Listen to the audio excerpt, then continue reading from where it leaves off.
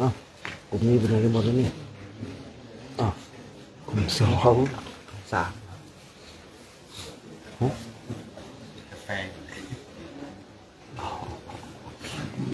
กลุ่ม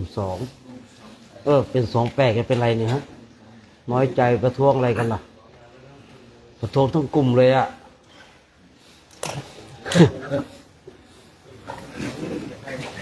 ฮะประท้วงอะไรกันล่ะลุนกลุ่ม2ประท้วงอะไรกันเขามากันหมดแล้วกลุ่ม2ไม่มาสักรูปเลยนะ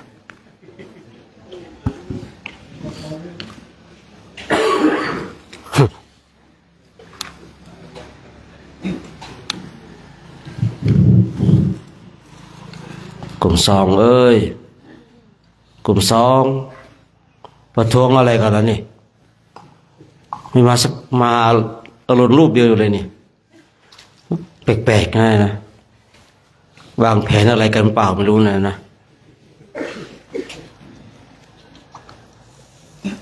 เรื่องไม่เคยเกิดก็เกิดอีกแล้วนะ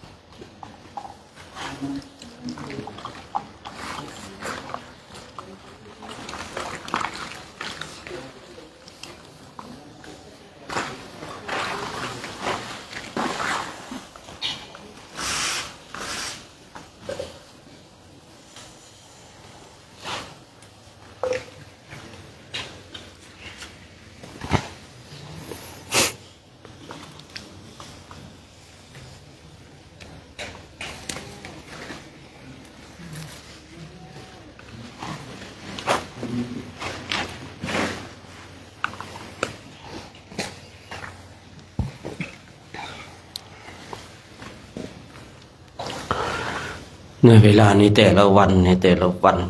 24 ชั่วโมงเหมือนกันเนาะบางคนก็เร็วเหลือเกินแป๊บเดียว24 ชั่วโมงครบวันแล้วหมดวันแล้วบางคนก็ช้าเหลือเกินของเรานี่มันน่ามีสัก30 ชั่วโมงเนาะ24 ชั่วโมงรู้สึกมันน้อยไปนะบางครั้งที่เหตุผลระฆังหายก็เพราะแบบนี้อ่ะเนาะระฆังก็ดังระฆังก็ดังนะระฆังมันศักดิ์สิทธิ์อ่ะเนาะมันจะไม่แปลกใจหรอกนะว่าทำไมโยมบูชาไปตั้ง3,000 บาทนะบูชาระฆังตีระฆังเรียกลูกน้องว่ากันนะเขาก็ลืมไปแล้วมากบางทีเนาะระฆังของพระต้องใช้เรียกพระอย่างเดียวนะพระของเรานี่ได้ยินเสียงสัญญาณระฆังป่าแล้วนะบางรูปก็ตื่นก่อนระฆังนะบางรูปก็ตื่นพร้อมระฆังนะบางรูปก็รอระฆังดังแล้วหยุดก่อนแล้วก็ตื่นอันนี้ก็ไม่ว่ากัน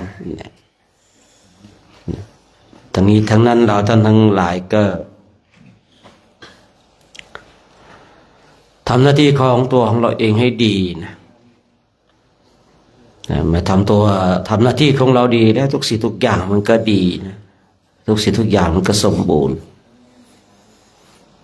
เรามาอยู่ด้วยกันก็แบบนี้ประมาณเนี้ยทำวัดสวดมนต์เจริญธรรมกรรมฐานทำหน้าที่ของเราให้ดีทำหน้าที่ของเราให้ถูกต้องเมื่อเราทำหน้าที่ของเราดีแล้วถูกต้องแล้วทุกสิ่งทุกอย่างมันก็ดีมันก็ถูกต้องไม่ต้องไปหวาดระแวงภายหลังนะไม่ต้องไปหวาดระแวงสิ่งอื่นๆในภายหลังคือเขาเรียกว่าที่เขาเคยมีคำโบราณว่าวัวสลังวะ วัวสลังวานี่ก็จะหวาดระแวงอยู่ด้วยความหวาดระแวงไงกลัวอีกานะมาจิกมาทำร้ายนะแต่เราเนี่ยนะเปิดเผยนะทำสิ่งต่างๆคือทองแท้ไม่กลัวการไม่กลัวไฟนะแต่ทองปลอมเนี่ยมันกลัวไฟนะครับทองแท้เนี่ยไม่กลัวไฟนะจะล้อมเมื่อไรจะเผาเมื่อไรก็เป็นทองอยู่วันยังค่ำ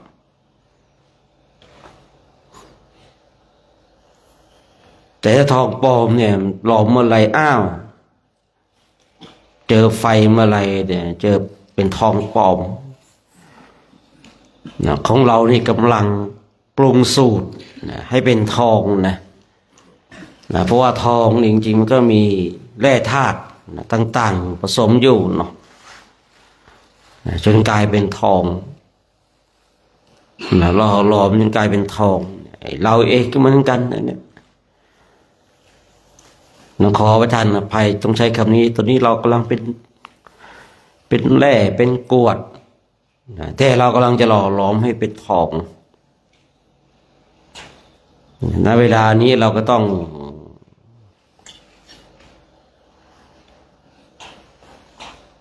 มาหล่อหลอมกันมาฝึกกันอบรมกันนะเมื่อใดก็ตามที่เป็นทองแล้วต่อไปก็ไม่ต้องห่วงไม่ต้องกลัวแล้วนะทองนี่อยู่ตรงไหนก็มีค่านะ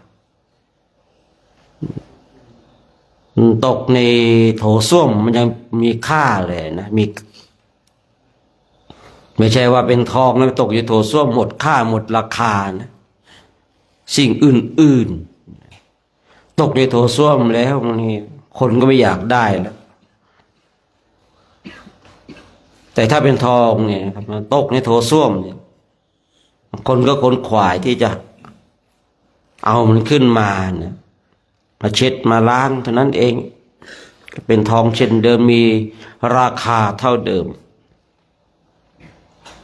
นะสิ่งอื่นๆตกในโถส้วมแล้วเนี่ยบางที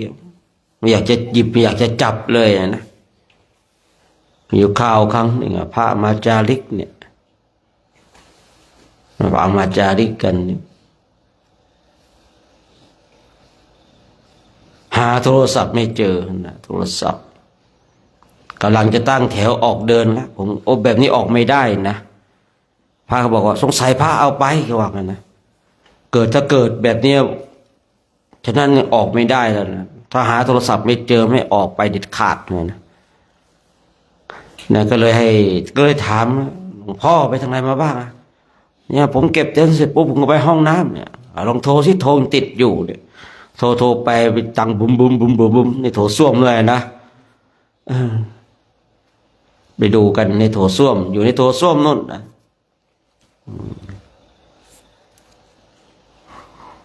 เดี๋ยวตกแล้วในโถส้วมมันอยากจับแล้วกันนะสัญญามันมีว่านี่โถส้วมมันแหมมันที่เรารู้กันนั่นแหละเนาะสิ่งอื่นๆตกในโถส้วมแล้วบางทีจะมีราคาขนาดไหนบางทีเนี่ยเราก็ไม่อยากได้นะค่ามันก็ตกไปเนี่ยส่วนทองคำเนี่ยอยู่ตรงไหนค่าของมันก็ยังคงเดิมคนก็ขนขวายเรากำลังหล่อหลอมให้ตัวเองเป็นดั่งทองดั่งทองมาหล่อหลอมมาฝึกฝนโดยใช้ธรรมะของพระพุทธเจ้าเป็นเครื่องขัดเกลาไม่มีหรอกนะที่พระอรหันต์นั่งนอนเช้าเอนเพลนอนสายพักผ่อนดึกมาตีห้ากุ้งกิ้งเนี่ยจะได้บรรลุธรรมนี่ไม่มีหรอกนะ ถ้าเช้าเอนเพลนอนเช้าก็เอนเพลก็นอนสายพักผ่อนพักผ่อนทักหน่อยดึกมาอีกแล้วนะแม่ดึกมาไปซื้อบุหรี่ให้หลวงตาที่มาไวๆด้วยนะไปซื้อบุหรี่ให้หลวงตาซองหนึ่งไวๆด้วยนะเด็กวัดแกไปซื้อบุหรี่มา1 ซองไม่ ไม่ได้เอาไวๆมานะเอ้ากูบอกให้เอาไวๆมาด้วยนะไอเด็กวัดก็นึกว่าให้ไปซื้อบุหรี่แล้วมากลับมาไวๆนะแต่หลวงตาเนี่ยต้องการไวๆอีก1 ซองเลยนะแต่บอกไม่จบนึกว่าเด็กวัดจะฉลาดจะบอกว่าซื้อไวๆมาให้1 ซองนี่หลวงตาหิวเนี่ยมันแม่เสียเชิงพระนะเนาะไอเด็กวัดก็ไม่รู้เรื่องเลยเนาะบุหรี่1 ซองไวๆด้วยนะ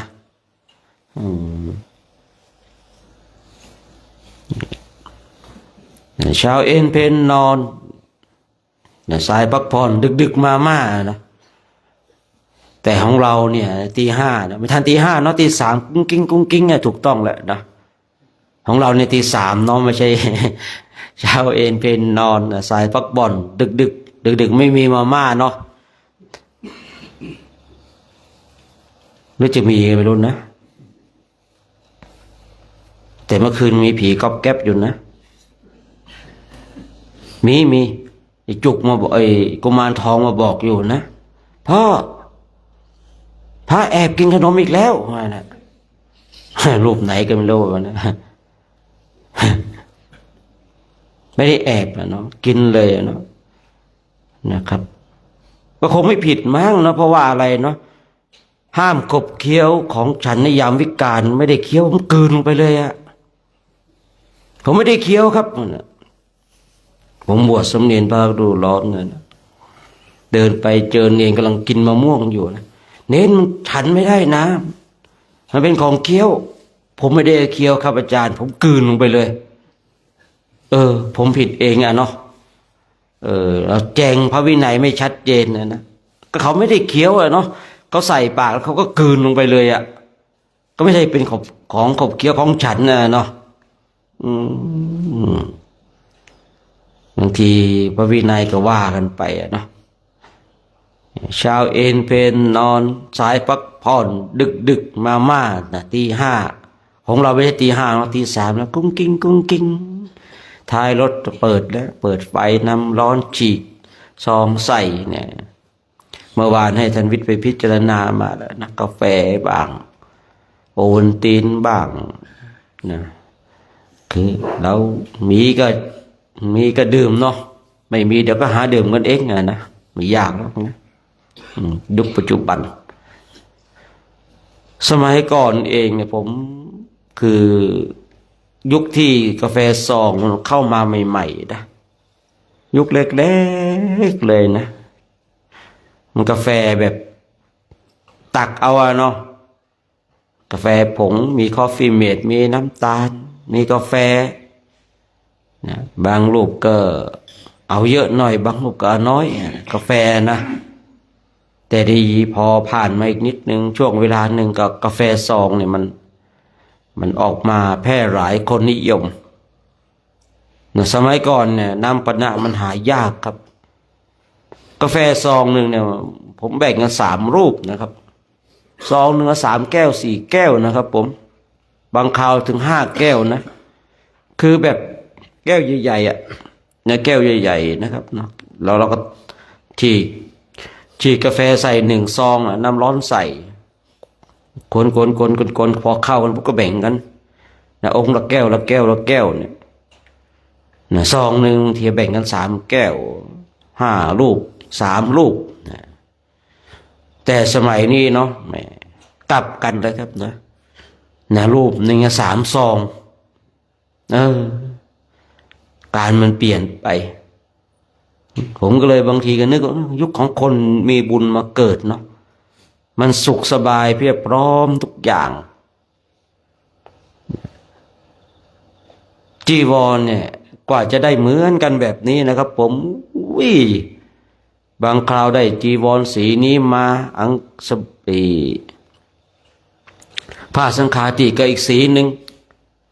นะจะไปขออาจารย์เขาเปลี่ยนพระบวชพระศึกไปมีจีวรไปก็เก็บเข้าคลัง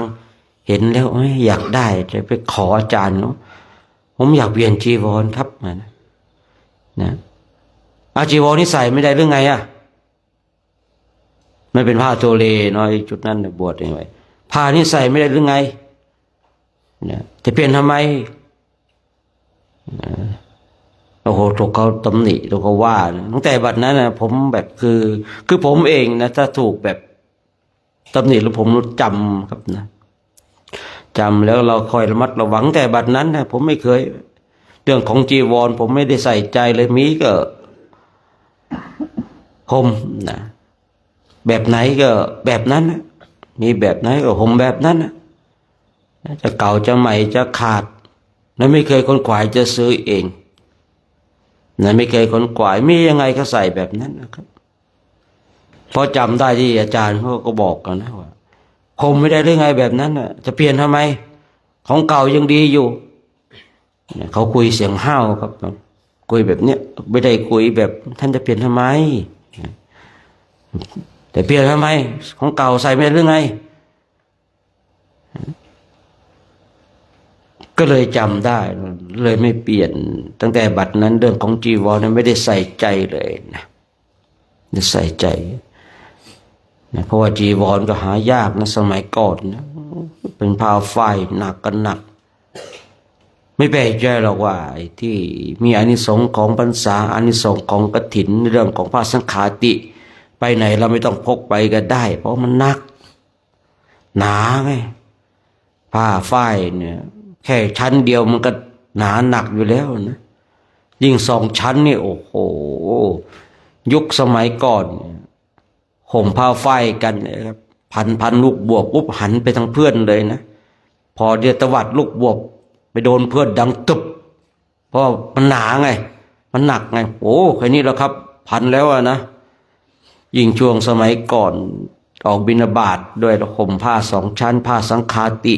หนึ่งชั้นผ้าจีวรหนึ่งชั้นเนี่ยหนาตึบเลยครับผมนะพอในยุคของเรานี่น้ำปนะก็เยอะนะหลากหลายนะหลากหลายนะเรื่องจีวรนี่ก็หาง่ายนะผมเลยคิดโอ้ผู้มีบุญนะเนาะผู้มีบุญสะสมว่าดีนะเลยในเกิดในยุคที่มันมีความเรียบพร้อมอะไรหลายๆอย่างเมื่อมีความเรียบพร้อมแบบนี้ปุ๊บนะบางทีก็ทำให้คนทั้งหลายเกิดความชราใจหลงไปกับนะความอุดมสมบูรณ์นะเลยไปบำรุงบำเรอทางด้านร่างกายลืมดูจิตใจเนี่ยแต่นักบวชเช่นเราเนี่ยเครื่องนุ่งห่มหรือว่าบริขารทั้งหลายก็ว่ากันไปตามกำลังของบุญนะกายของเราเนี่ยก็ดูแลพอประมาณแต่เรามาดูแลใจของเรากันนะตื่นเช้ามาแล้วก็มานั่งดูจิตดูใจทำวัดสวดมนต์เจริญธรรมกรรมฐานเมื่อทำเช่นนี้แล้วเนี่ยสิ่งดีๆก็จะเกิดขึ้นเราเองก็หล่อหลอมให้ตัวของเราเป็นท้องอยู่ตรงไหนเนี่ยเคยมีพระนะมีพระเนี่ยพอปฏิบัติทำกรรมฐานได้สภาวะธรรมนิดหน่อยได้สภาวะธรรมนิดหน่อยมาปรึกษาผมจะไปเปิดสำนักสอนวิปัสสนากรรมฐานจะไปสอนผมต้องอยู่ในใกล้ชุมชนเพราะง่ายดีผมก็เลยบอกว่าโอ้ยทำตัวของเราให้ดีก่อนเมื่อทำตัวของเราให้ดีแล้วอยู่ตรงไหนเดี๋ยวเขาก็ตามหาไม่ต้องไปหาเขาหรอกเนี่ยถ้าเราดีเดี๋ยวเขามาหาเราเองดูลงครูบาอาจารย์ใช่หรือเปล่าบางทีนะโอ้ไปอยู่ในป่าในเขานะคนทั้งหลายก็ดิ้นรนไปหาเส้นทางขรุขระก็ทำเป็นเส้นทางที่ดีมาทำตัวของเราให้มันชัดเจนมาทำตัวของเรานี่ให้มันโอเคนะโดยใช้ธรรมะของพระพุทธเจ้าเนี่ยคืออย่างที่กล่าวไว้เนี่ยทองอยู่ตรงไหนก็เป็นทอง อยู่ในโถตกในโถส้วมมันก็เป็นทองก็ยังมีค่าดั่งทองเหมือนเดิมสิ่งอื่นๆนะสิ่งอื่นๆเนี่ยบางทีเนี่ยตกไปในโถส้วมแล้วหมดค่าหมดราคาเลยนะหมดค่าหมดราคาเลยก็เป็นเช่นนั้นฉะนั้นเช้านี้ก็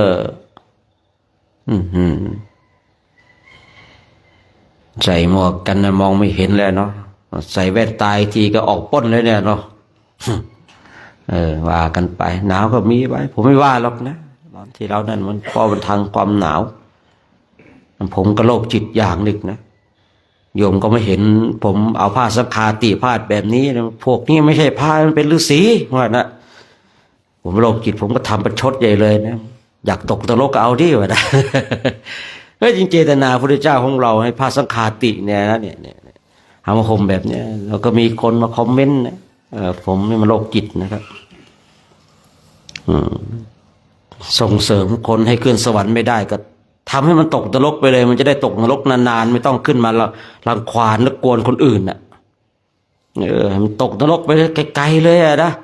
พวกปากไม่ดีพวกเก่งนะมันคือไหนๆสอนไม่ได้แล้วก็ตกนรกไปนะทำให้ตกนรกไปเลยนะเพราะว่าอะไรไม่ต้องมากวนคนอื่นดีอะนะไปทรมานอยู่ในนรกหน่อยไม่ต้องมาหลงระเริงบนโลกมนุษย์ก่อความรำคาญให้คนอื่นนะผมเลยยิ่งผมก็มีผ้าคลุมไหล่อยู่นะดูว่าเฮ้ยพวกนี้ไม่ใช่ผ้าแล้วพระเขาไม่แต่งตัวแบบนี้อย่างนี้มันเราประพฤติแบบพวกฤาษีงั้นแหละเอาหัวสมองในหัวไหนคิดก็ไม่รู้นะก็มีนะคนแบบนี้นะก็เลยไหนๆก็นั่นก็ส่งเสริมให้เขาไปบางทีรักษาจิตของตนเองไม่ได้เอาแต่ความมันเป็นนักเลงคีย์บอร์ดอย่างเงี้ยนะก็ส่งเสริมเขาสักหน่อยเนี่ยส่งเสริมสักหน่อยเนี่ยคงจะพร้อมกันหมดแล้วมั้งวันนี้นะคงจะพร้อมกันหมดแล้วนะดูแล้วไม่มีช่องว่างนะดูแล้วก็น่าจะพร้อมกันทุกกลุ่มแต่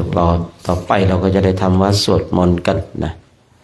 ทำวัดสวดมนต์กัน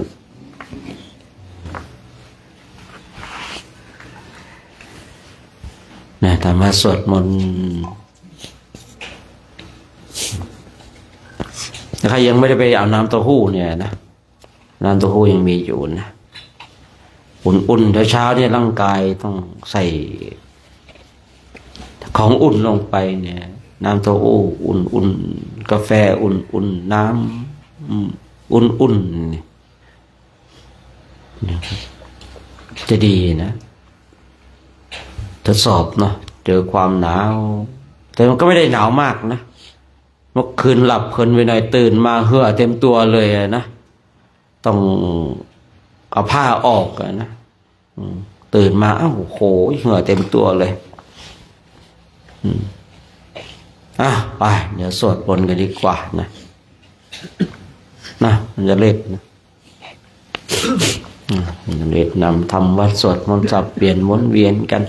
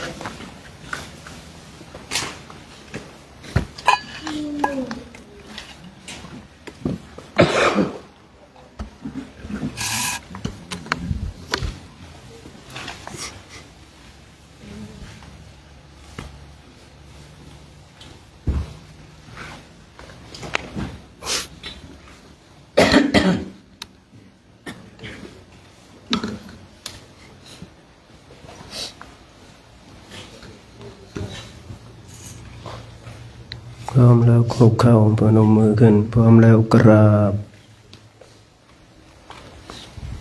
กราบกราบ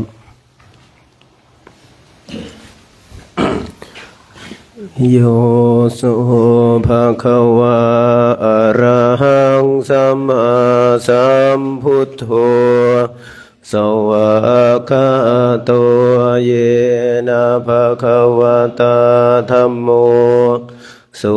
ปฏิปันโนยัสสะภะคะวะโตสาวกสังโฆธัมมยังภะคะวันตังสัทธัมมังสัสสังฆังอิเมหิสการเรหิยะทาระหังอาโรปิเตหิอาภิปูชยามะสาธุโนภันเตภะคะวะสุจิระปรินิพุตโตปิปัจฉิมาชนะตานุกัมปมานัสสะอิเมสการเรทุกขตาปันนาการภูเตปฏิคันหาตุอัมหากังทีครตังหิตายะสุขายะอะระหังสัมมาสัมพุทโธภะคะวาพุทธังภะคะวันตังอภิวาเทมิ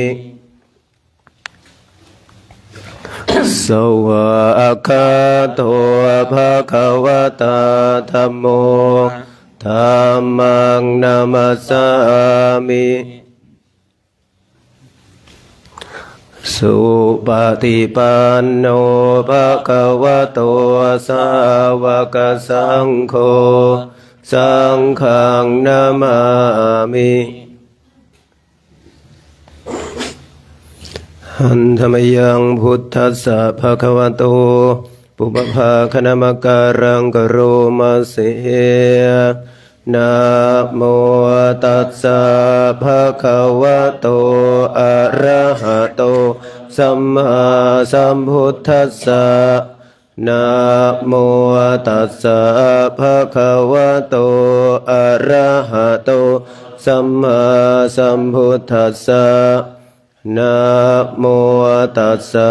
ภะคะวะโตอะระหะโตสัมมาสัมพุทธัสสะหันธรรมยังพุทธาภิทุติงกโรมาเสโยโสตถาคโตอะระหังสัมมาสัมพุทโธวิชชาจารณสัมปันโนสุขโตโลกวิทูอนุตตรปุริสธรรมสารทิสัทธาเทวมนุสสานังพุทโธภคะวาโยอิมังโลกังสัทเทวกังสมาระกังสัพพะมะกังสัสสะมานะพระมานิงสันเทวมนุสสังสยังอภิญญาสันชิกาตวะปเวเทสิโยธรรมังเทเสสิอาทิกัลยาณังมัชเชกัลยาณังปริโยสานกัลยาณังสัทธังสัพยัญชนะเกวะละปริปุณังปริสุทธังพระมจริยปกาเสสิตมหังภะคะวันตังอภิปูชยามิตมหังภะคะวันตังศิรสานะมามิหันธรรมยังธรรมาภิทุติงคโรมาเสโยโสสวากขาโตภะคะวะตาธัมโม สันทิฏฐิโกอากาลิโกเอหิปัสสิโกโอปานายิโกปัจจตังเวทิตาโพวินโยหิตามหังธรรมังอภิปูชยามิตามหังธรรมังศิรสานามามิหันธรรมยังสังฆาภิทุติงกโรมาเสโยโสสุปฏิปันโนภะคะวะโตสาวกสังโฆอุชุปฏิปันโนภะคะวะโตสาวกสังโฆยายาปฏิปันโนภะคะวะโตสาวกสังโฆจิปฏิปันโนภะคะวะโตสาวกสังโฆยะทิทังจัตตาริปุริสยุคานิอันทปุริสปุคคลาเอสะภะคะวะโตสาวกสังโฆอาหุนายโยปาหุนายโยทักขินายโยอัญชลิกรณิโยอนุตตรังปุญญเขตังโลกัสสะตมหังสังฆังอภิปูชยามิตมหังสังฆังศิรสานามามิ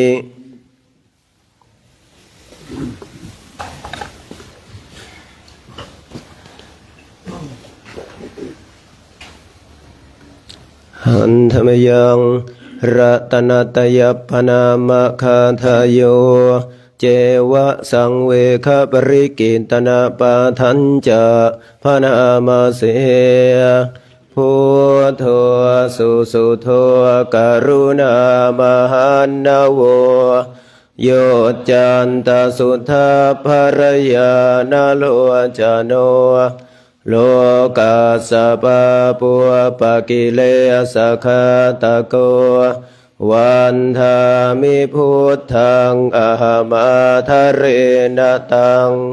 ธัมโมปะทิปววิยตัสสะสันทุโนโยมัคคะปะกามะตะเพทะภินนะโกโลกุตโรโยจะตถาคติปโนวันธามิธัมมังอะหัมอะทะเรนะตังสังโฆสุเขตาภยติเขตาสัญญิโตโยทิฏฐสันโตสุขตานุโพธโกโลลาปะหิโนอริโยสุเมธโสวันธามิสังฆังอะหัมอะทะเรนะตังอิเจวะเมกันตภิปุชนะยะกังวัตถุตยังวันทยตาภิสังขตังปุญญังมยายังมะมะสะภูปัทถวามโหนตุเวตัสสะปะภาวะสิทธิยาอิทัตถาคโตโลเกอุปันโนอะระหังสัมมาสัมพุทโธธัมโมจะเทสิโตนิยานิโกอุปสัมมิโกปรินิพพานิสัมโพธคามิสุขตาปเวทิโตมายันตังธัมมังสุตวะเอวังชานามะชาติปิทุกขาชาราปิทุกขามรณะปิทุกขังโส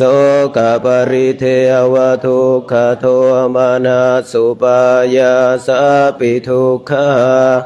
อปิเยหิสัมปโยโคทุกโขปิเยหิวิปปโยโคทุกโขยามปิชานาลภติตามปิทุกขังสังขิเตนะปัญจุปาทานขันธาทุกขาส สยทิทังรูปุปาทานขันโทเวทานุปาทานขันโทสัญญูปาทานขันโทสังขารูปาทานขันโทวิญญาณุปาทานขันโทเยสังปริญญายะธารมาโนโสภควาเอวังพหุลังสาวกเกวินิติเอวังภาคาจปนัสสะภะคะวะโตสาวกเกสุอนุสาสนีพหุลปวัตตันติรูปังอนิจจังเวทนาอนิจจาสัญญาอนิจจาสังขาราอนิจจาวิญญาณังอนิจจังรูปังอนัตตาเวทนาอนัตตาสัญญาอนัตตาสังขาราอนัตตาวิญญาณังอนัตตาสัพเพสังขาราอนิจจาสัพเพธัมมาอนัตตาติเตมยังโอตินามหาชาติยาชารามรเนนะโสเกหิปริเทเวหิทุเคหิโทมานาเสหิอุปายาเสหิทุกโคตินาทุกขปเรตาวนามิมาสเกวลาสทุกขคันทัสสะอันตกิริยาปัญญาเยธาติจิระปรินิพุตัมปิตังภควันตังอุตสะอรหันตังสัมมาสัมพุทธังสัทธาอาคารัสสมาอนาคาริยังปะปะชิตาตัสสมิงภควติพรหมจริยังจารามาภิกขุนังสิกขาสาชีวสมาปันนาตังโนพระมจริยังอิมาสเกวลาสทุกขคันทัสสะอันตกิริยาสังวัตตุติ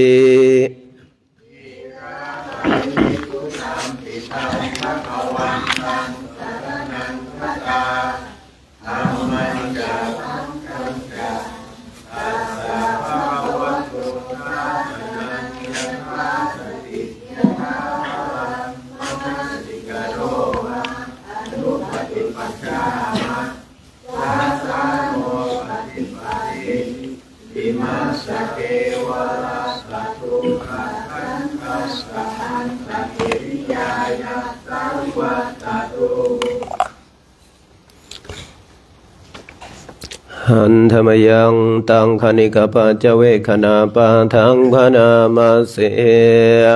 ปฏิสังขายโยนิโส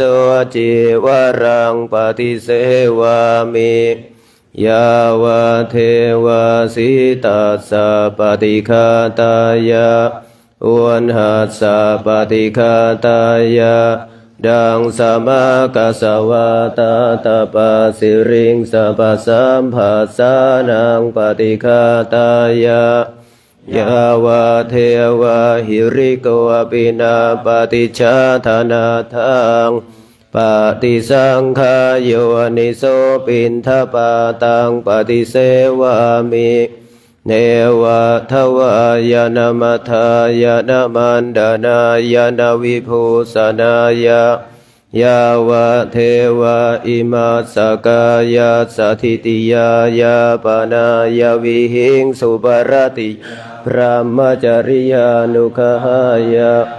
อิติปุรานันจเวทนังปฏิหังคามินาว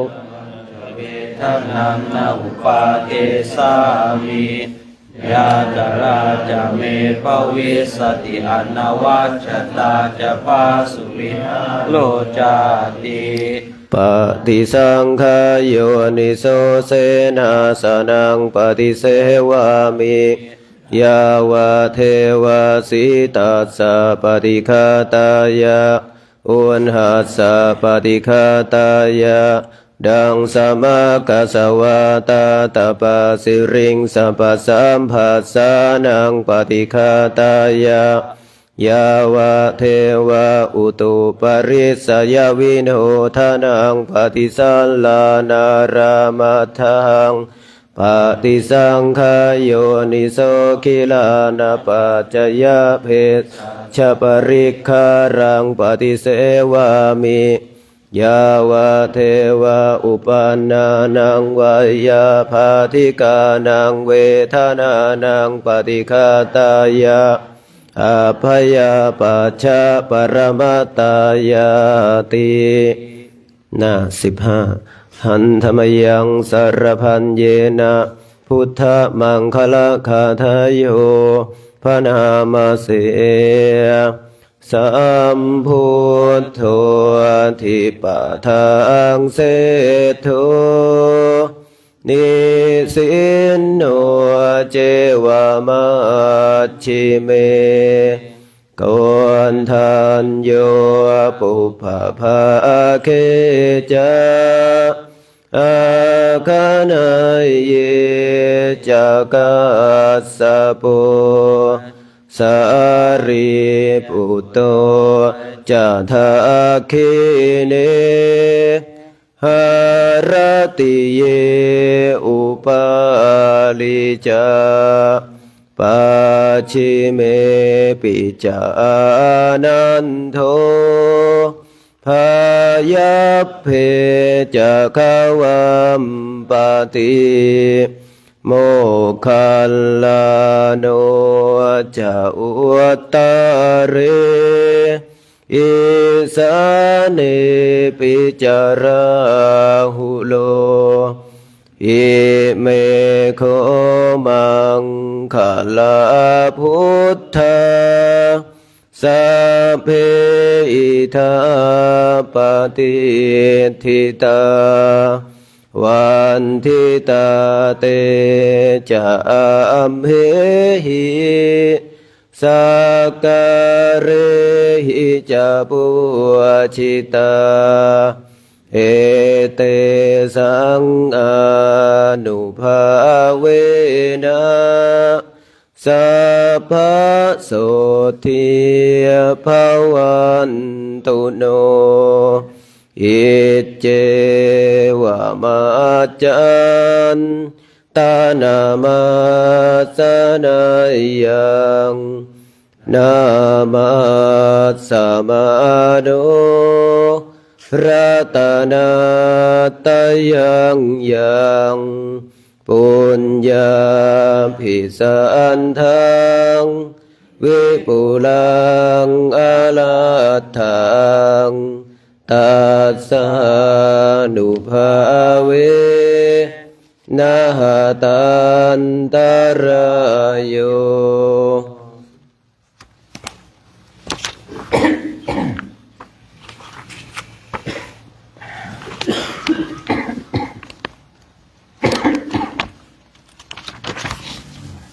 เปิดมนต์พิธีเล่มเหลืองเปิดไปหน้า33นะโมตัสสะภะคะวะโตอะระหะโตสัมมาสัมพุทธัสสะนะโมตัสสะภะคะวะโตอะระหะโตสัมมาสัมพุทธัสสะนะโมตัสสะภะคะวะโตอะระหะโตสัมมาสัมพุทธัสสะภาสิตามิทังเตนะภะคะวะตาชานะตาปัสสัตตะอะระหะตาสัมมาสัมพุทเทนะสัมปันนะสีลาภิกขเววิหารทัสสัมปันนะปาติโมกขปาติโมกขสังวรสังวุตาวิหารต อาจาระโคจารสัมปันนาอนุมาเตสุวัชเชสุภยทัสสาวิสมาทายสิกขันธสิกขาปะเทสุติตัสสมาติหัมเหหิสิกขิตาสัมปันนศีลาวิหาริสามาสัมปันนปาติโมกขาปาติขสังวรสังวุตาวิหาริสามะอาจาระโคจารสัมปันนาอนุมาเตสุเชสุภยทัสสาวิสมาทายสิกขิสามาสิกขาปะเทสุติเอวันหินสิกขิตาพังชินทโสตังปรากรรมกาปนุทพรามณนาปหายมุนิกาเมเนกาตมุปปาชติกายิราเจกายิราเทนทานหะเมนังปรากเมสิทิโลหิปริภาโชภิโยอากิรเตระชังอาการตังทุกขตังไสปัจฉาตาปฏิทุกขตังกตัญจสุขตังเสยโยยังกัตตวานานุตาปฏิกุโสยขหิโตหะธรรมเมวานุกันตติสามัญญังทุปปรามาทังนิระยาปะกาทติยังกินจิสิทิลังกัมมังสังกิเลทันจะยังวตังสังกัสสรังพระมจริยังนาตังโหติมหาภาลันติหน้า39อาทิอุณนหิสวิชโยธรรมโมโลเกอนุตตโรสัพพสันตหิตาทายตังตวังคันหาหิเทวัตปริวัชเชราชทานเทอมนุวเสหิปาวะเกพยัคเขวิเศภูเต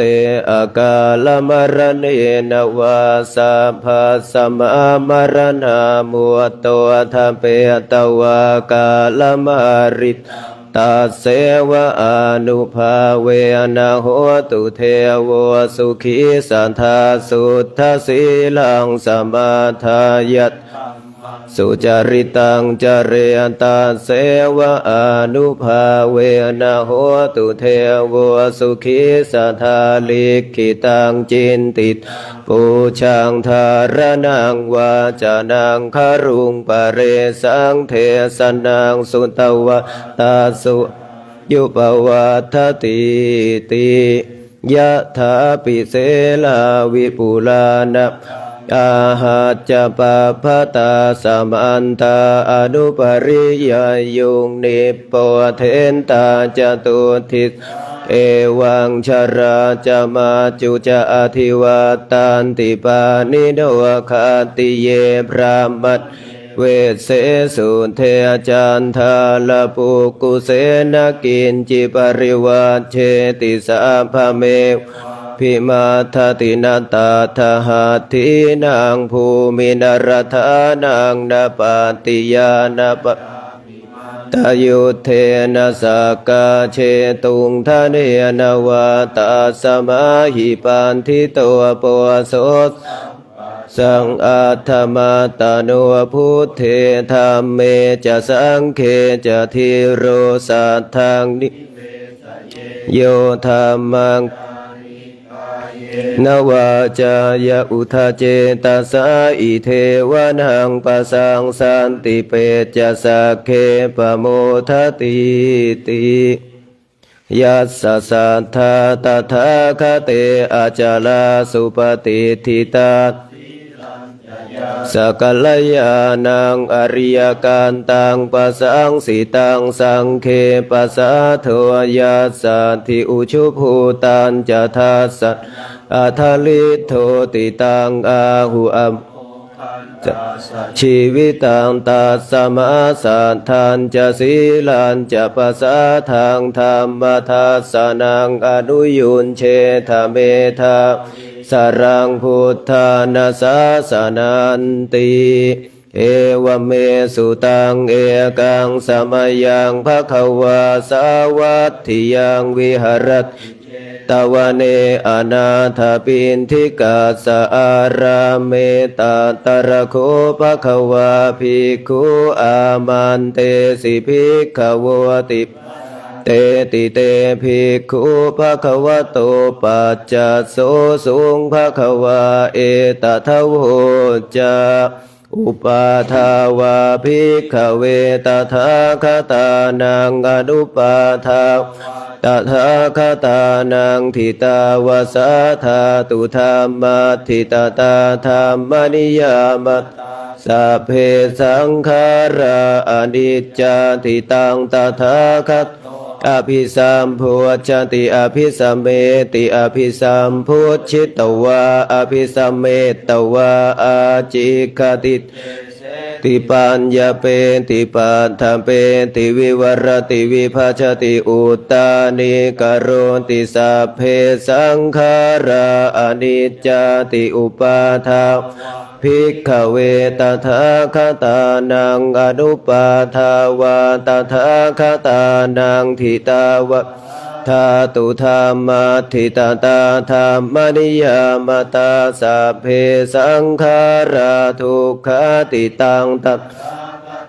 อภิสัมพุชติอภิสัมเมติอภิสัมพุชิตวาอภิสัมเมตวาอาจิคติเทเสติยะเปติปัฏฐเปติวิวรติวิภาชติอุตตานิกโรติสัพเพสังขาราทุกขาติอุปาทาภิกขเวตถาคตานังอนุปาทาวาตถาคตานังทิตาวะ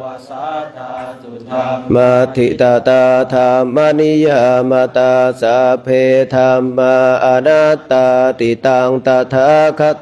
อภิสัมพุชติอภิสัมเมติอภิสัมพุชิตวาอภิสัมเมตวาอาจิคันติเทติปัญญาเปติปัฏฐเปติวิวรติวิภาชติอุตตานิกโรติสัพเพธัมมาอนัตตาติอิทัมมะจะภะคะวะอัตตมนาเตภิกขุภะคะวะโตภาสิตังอภินันทุนติสัพเพสังขาราอนิจจติยถาปัญญายะ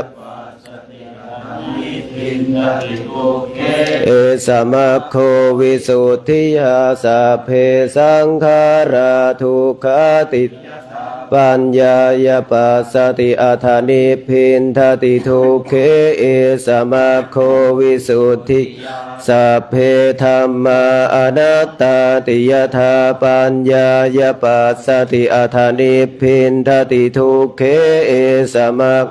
วิสุทธิยาอัปปกาเตมนุสเสสุเยชนะปารคา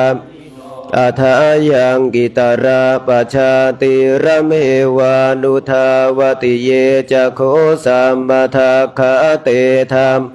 ธรรมานุวัติโนเตชนะปารเมสันติมัจจุทายังสุทุตตรังกันธรรมังวิปหายสุกังภาเวทปันทิโตโอกาอนุยัตถะทุรมังตาตาราภิรติเมชายหิตวากาเมอากินจโนปริโยทปายาอัตตานังจิตตากะเลเสหิปัน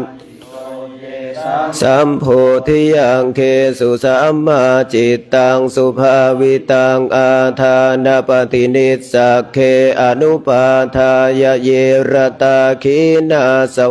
ชุติมันโตเตโลเกปรินิพุตตาติ อวิชชาปัจจยาสังขาราสังขารปัจจยวิญญาณังวิญญาณปัจจยานามรูปังนามรูปปัจจย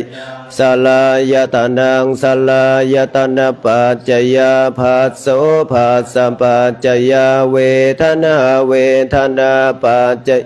ตัณหาตัณหาปัจจยาอุปาทานังอุปาทานปัจจย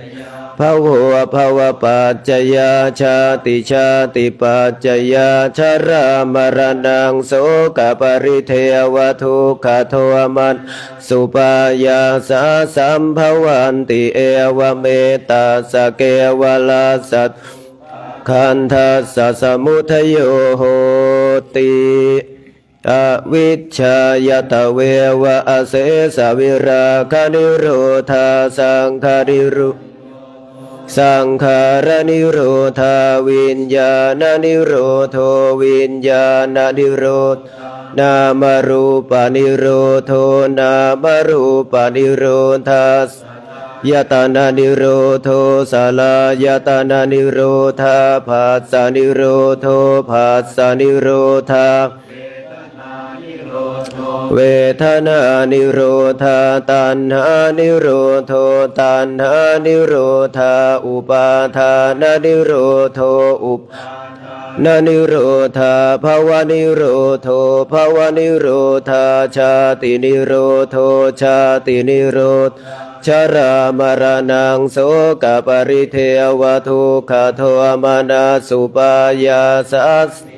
ชันติเอวเมตตาสเกวลาสทุกขขันธัสสะนิโรโทโหติยะถาหเวปาตุภวันติธรรมอาตาปิโนชายโตพรามนาสะทัสสะกังขาวปยันติสัพพายะปัจฉานาติสเหตุธรรมังยะถาหเวปาตุภวันติธรรมาอาตาชายโตพรามนาสะทัสสะกังขาวปยันติสัพพายะขยังปัจจยานังอเวทิยถาหเวปาตุภวันติธรรมาอาตาปิชายโตพรามนาสวิทูปยังติทติมารเสนังสุโรวะภาสยมันตาลิขันติอติตังนานวะขมายนาปฏิกังเขอนาคยะทติตามปะหินันตังอปัตตัญจะอนาคตังปัจจุปันนันจะโยธรรมตันทวิปัสสติอสังหิรังอสังกุปังตังวิทธามนุพรูหัยอาเชวกิจจมาตาปังโกชัญญามรณังสุนาหิโนสังขรันเตนะมหาเสเนนะมัจจุนาเอววิหาริมาตาปิงอโหรัตตมตันทิตังตังเวภาเทกรโตติสันโตอาจิคเตมุนิติอเนกชาติสังสารังสันวิสังอนิพิสังขหการังขเวสันโตทุกขชาติปุนางขหการกัตปุนาเคหังนากาหสิสาภาเตภาสุกาภาคาคหกูตังวิสังขตังวิคารคตังจิตตังตันหานังขยมัจฉคติหน้า47อาทิมัสมิงกายเยเกตโลมานะคาทันตาตะโจมังสังนะหารูอาทิมินชังวักหัทยังยกานังกิโลมากังปิหากังปาภาสังอันตะกุนังอุทริกริสังปิตังเสมหังโลหิตังเสโทเมโทอาสุวสาเคโลสิงคานิกาลาสิกามุตตังมัทธเกมัทธลุงคันติหน้า120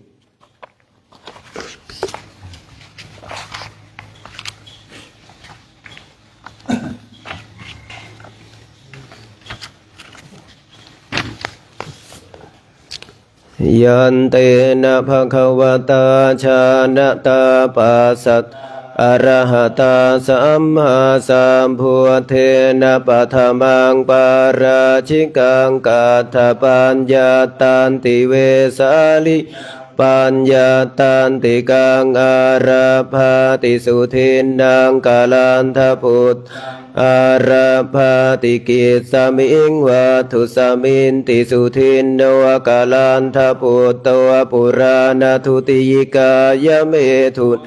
ธรรมังปฏิเสวิตาสมิงวัตถุสมินติเตนะสมัยเยนะพุทโธภะคะเวรัญชายังวิหารตินาเลรูปุจิมันทมุเลมหตาภิกขุสังเขนะปัญจมาเตหิภิกขุสเตหิอาโสสิโคเวรัญโชพรามะสมโนคาลุโภโคตโมสักยปุตโตสักยกุลาปะภชิโตเวรัญชาวิหารตินาเลรูปุจิมันทมุเลมหตาภิกขุสังเขนะสัตปัญจมาเตหิภิกขุสเตหิตังโคปะนะภวันตังโคตมังเอวกัลยาโนกิตติสัทโธอภุคขโตอิติปิโสภะคะวะอะระหังสัมพุทโธวิชชาจารณะสัมปันโนสุขโตโลกวิทอนุตตรโรปุริสธรรมสารถิสัทธาเทวมนุสสานพุทโธภะคะวะติโสอิมังโลกังสเทวะสมารกังสัพพมกังสัสมณพรามณิงกัจฉังสเทวมนุสสังสัจอภิญญาสัจฉิกาตวะปะเวเทติโสธัมมังเทเสติอาทิกัลยาณมัจเจกัลยาณังปริโยสานกัลยาณังสัทธังสัพยัญชะ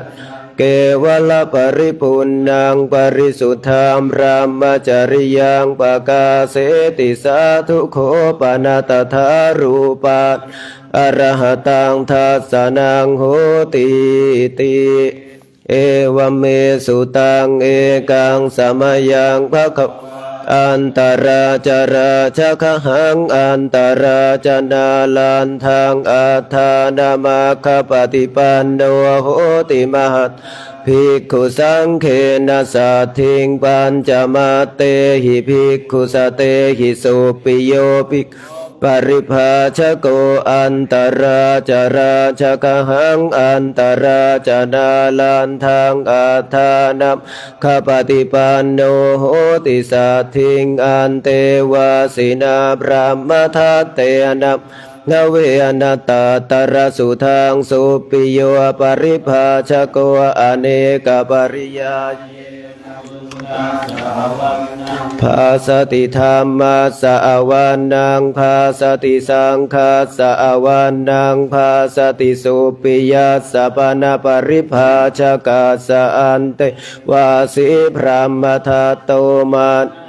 อเนกปริยาเยนะพุทธัสสะวานังภาสติธรรมัสสะวานังภาสติสังฆัสสะวาภาสติอิติหะเตอุโภอาจาริยันเตวาสีอัญญมัญญาสะอุชุวิปัจจานิกวัตภะคะวันตังปิทิโตปิทิโตอนุพันธาโหนติภิกขุสังขันจาหน้า31เอวเมสุตังเอกังสมยังภะคะวาสาวัตถิยังวิหารติเชตวันอนาถปินทิกาสอาราเมตตระโคภะคะภิกขุอามันเตสิภิกขโวติภะทานเตติเตภิกขุภะคะวัตปัจจโสสุงภะคะวาเอตทะโวจาเมตตายภิกขเวเจตเอ วิมุตติยา อาเสวิตายภาวิตายภาหุริกตายายานิกตายวัตถุกตายอนุ ปริจิตายสุสมารัตถายอิมกาทัสสานิสังสาปฏิกังขากตัมเอกาทัสสะสุขังสุปฏิสุขังปฏิภวชตินะปาปักสุปินังปัสสติมนุสสานังปิโยโหติอมนุสสานังปิโยโหติเทวราคันตินาสะอาคิวาวิสังวาสัทธังวากามติตุวตังจิตตังสัมทิยติมุขวันโนวิปัสสิทติอาสัมมุลโหกาลังกโรติอุตริปฏิวิชันตัวพระมโลกุปะโคโหติเมตตายภิกขเวเจนวิมุตติยาอาเสวิตายภาวิตายภาหุลิกตายายานิกตายอนุทิตายปริจิตายสุสมารัตถายอิเมเอกาทัสสานิสังปฏิกังคติอิธรรมโวจะภควาอาตมนาเตภิกขุภควโตภาสิตังอภินันทุนติกวดน้ำตอนเช้าหน้าที่8ยาเทวตาสันติวิหารวาสินีทุเปคะเรโพธิคะเรตหิงตหิงตาธรรมทาเนนะภวันตุปูชิตาโสทิงกโรนเตทวิหารมันดะเล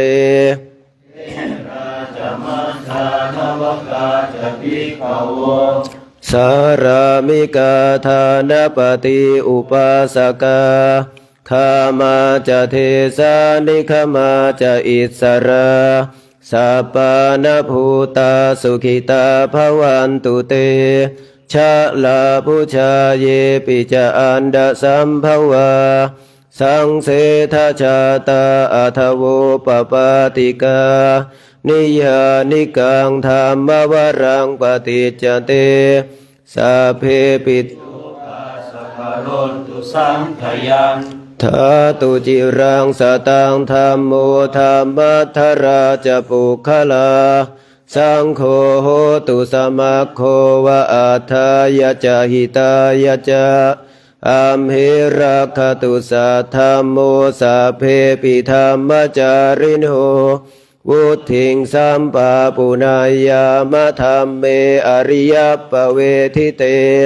ปัสสันหาโหนตุสัพเพปิปานิโนพุทธศาสเนสัมมาทารังปเวชชันโตกาเลเทโวปวัสสตุวุธิภาวายสัตตานังสมิทังเนตุเมทะนิงมาตาปิตาจะอัตระชังนิจจังรักขันติปุตตะกังเอวังธรรมเมนราชาโนปัจฉังรักขันตุสัพพทาพุทธาราธนานังธรรมาราธนานังสังฆาราธนานังอัปปมาโนพุทโธอัปปมาโนธัมโมนะโมพุทธายะนะโมธัมมายะนะโมสังฆายะพุทโธเมนาโธธัมโมเมนาโธสังโฆเมนาโธพุทธบูชาธัมมบูชาสังฆบูชานิพพานะปัจจโยโหตุจบครับขอจบธรรมวัดเช้าแต่เพียงเท่านี้ครับ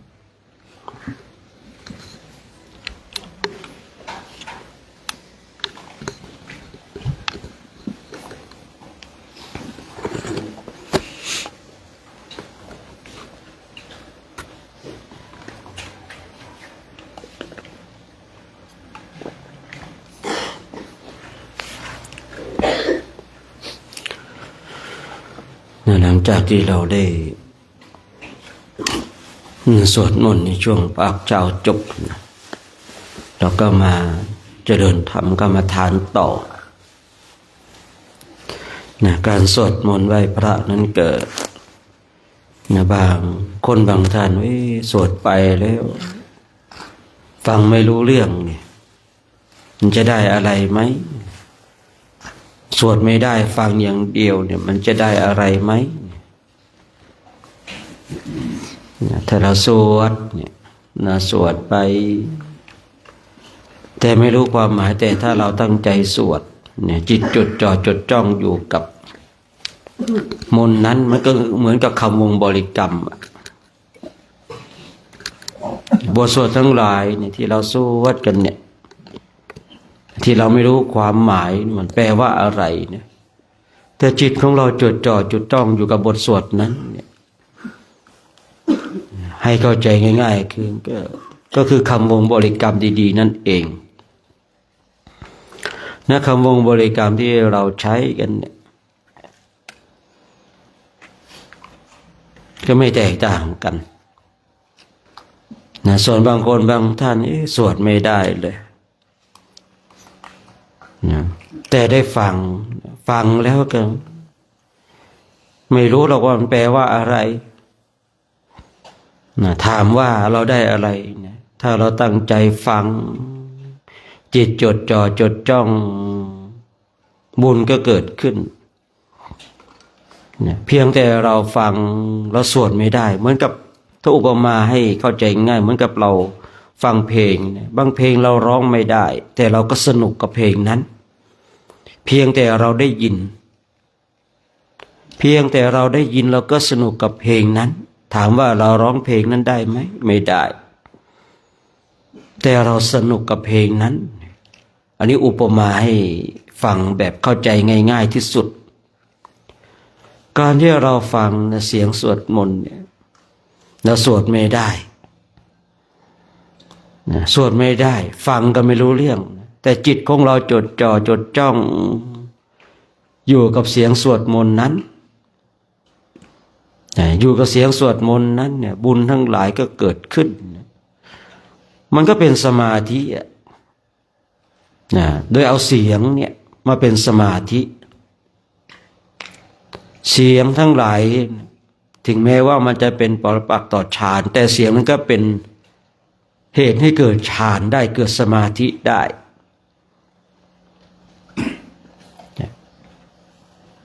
ที่เราทั้งหลายเคยได้ยินได้ฟังกันทุกสิ่งทุกอย่างมันมีทั้งคุณและโทษเสียงเป็นข้าศึกต่อฌานแต่เสียงนั้นก็สามารถทำให้เกิดสมาธิได้เสียงนั้นสามารถนำมาซึ่งสวรรค์สมบัติได้เสียงนั้นสามารถนำพาให้เราเข้าสู่ความเป็นพรหมได้แม้แต่เสียงนั้นก็นำพาให้เราเข้าสู่อริยมรรคอริยผลได้เหมือนกันแต่เราต้องรู้ว่าเสียงนั้นเนี่ยมันก่อให้เกิดประโยชน์มากน้อยขนาดไหน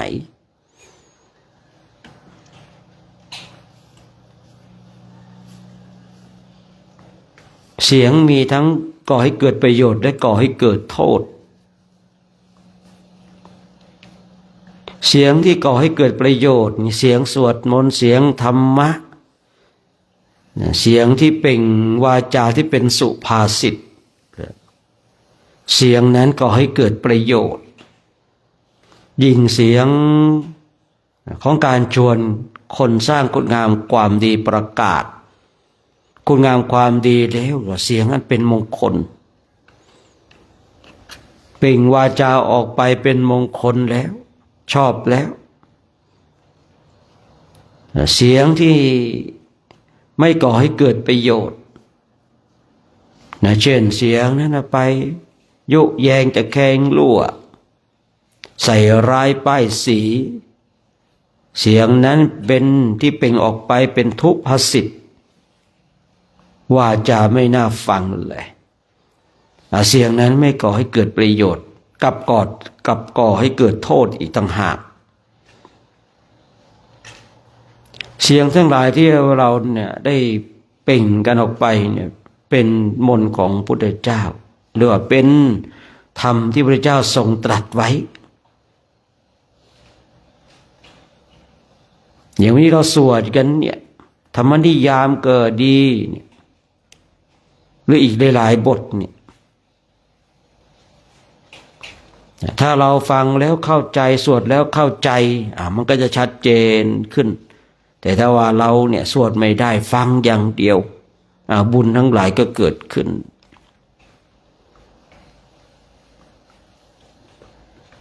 ถามถึงบุญก็ได้บุญถามถึงสมาธิก็ได้สมาธิถามถึงวิปัสสนาก็มีอยู่ในนั้น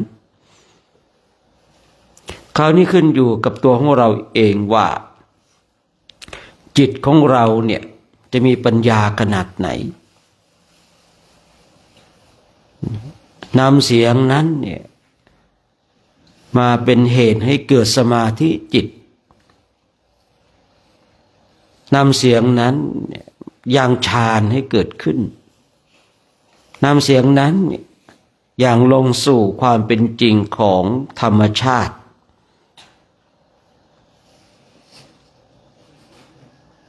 ที่เราเนี่ยเข้าใจว่าเรื่องรูปเวทนาสัญญาสังขารวิญญาณเนี่ยไม่เที่ยงเป็นทุกข์เป็นอนัตตาส่วนหนึ่งเกิดมาจากเสียงเมื่อเราได้ยินได้ฟังแล้วเนี่ยนำไปพิจารณาเมื่อเรานำไปพิจารณาย้ำอยู่อย่างนั้นเตือนอยู่อย่างนั้นญาณปัญญาก็เกิดขึ้นกำลังที่จะนำพาให้เราเข้าสู่อริยมรรคอริยผลก็เกิดขึ้น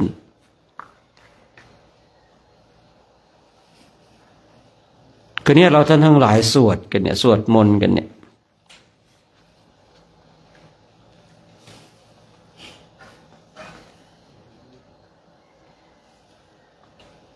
ขึ้นอยู่กับตัวของเราเองว่าสวดเพื่อเอาบุญสวดเพื่อเอาสมาธิสวดเพื่อเอามรรคผลนิพพานเดี๋ยวบางคนบางท่านเนี่ยจะตีความหมายผิดว่าสวดเพื่อเอามรรคผลนิพพานมันจะสวดได้ยังไงคือเราสวดไปเนี่ยจิตของเราจดจ่อจดจ้องกับบทสวดนั้นนะเข้าใจจิตมันไหลไปกับบทสวดนั้นเห็นตามความเป็นจริงเมื่อใดก็ตามจิตเห็นด้วยปัญญาญาณตามความเป็นจริงจิตนั้นย่อมเบื่อหน่ายจิตนั้นย่อมเบื่อหน่ายในสังขารนี้จิตย่อมเบื่อหน่ายในรูปนี้ในเวทนานี้ในสัญญานี้ในสังขารในวิญญาณนี้นั่นแหละเป็นทางแห่งนิพพานเมื่อเราเกิดความเบื่อหน่ายนิพพิทายานเกิดขึ้นนั่นคือทางแห่งมรรคแห่งนิพพานคือเมื่อใดก็ตามที่จิตของเราเกิดความเบื่อหน่ายหรือว่านิพพิทายาน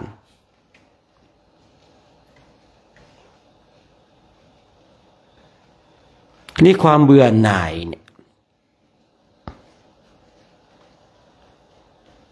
มันเป็นคำที่บางทีเราอาจจะตีความหมายผิดสำหรับบางคนถ้าเบื่อหน่ายแล้วมันจะบรรลุธรรมได้อย่างไร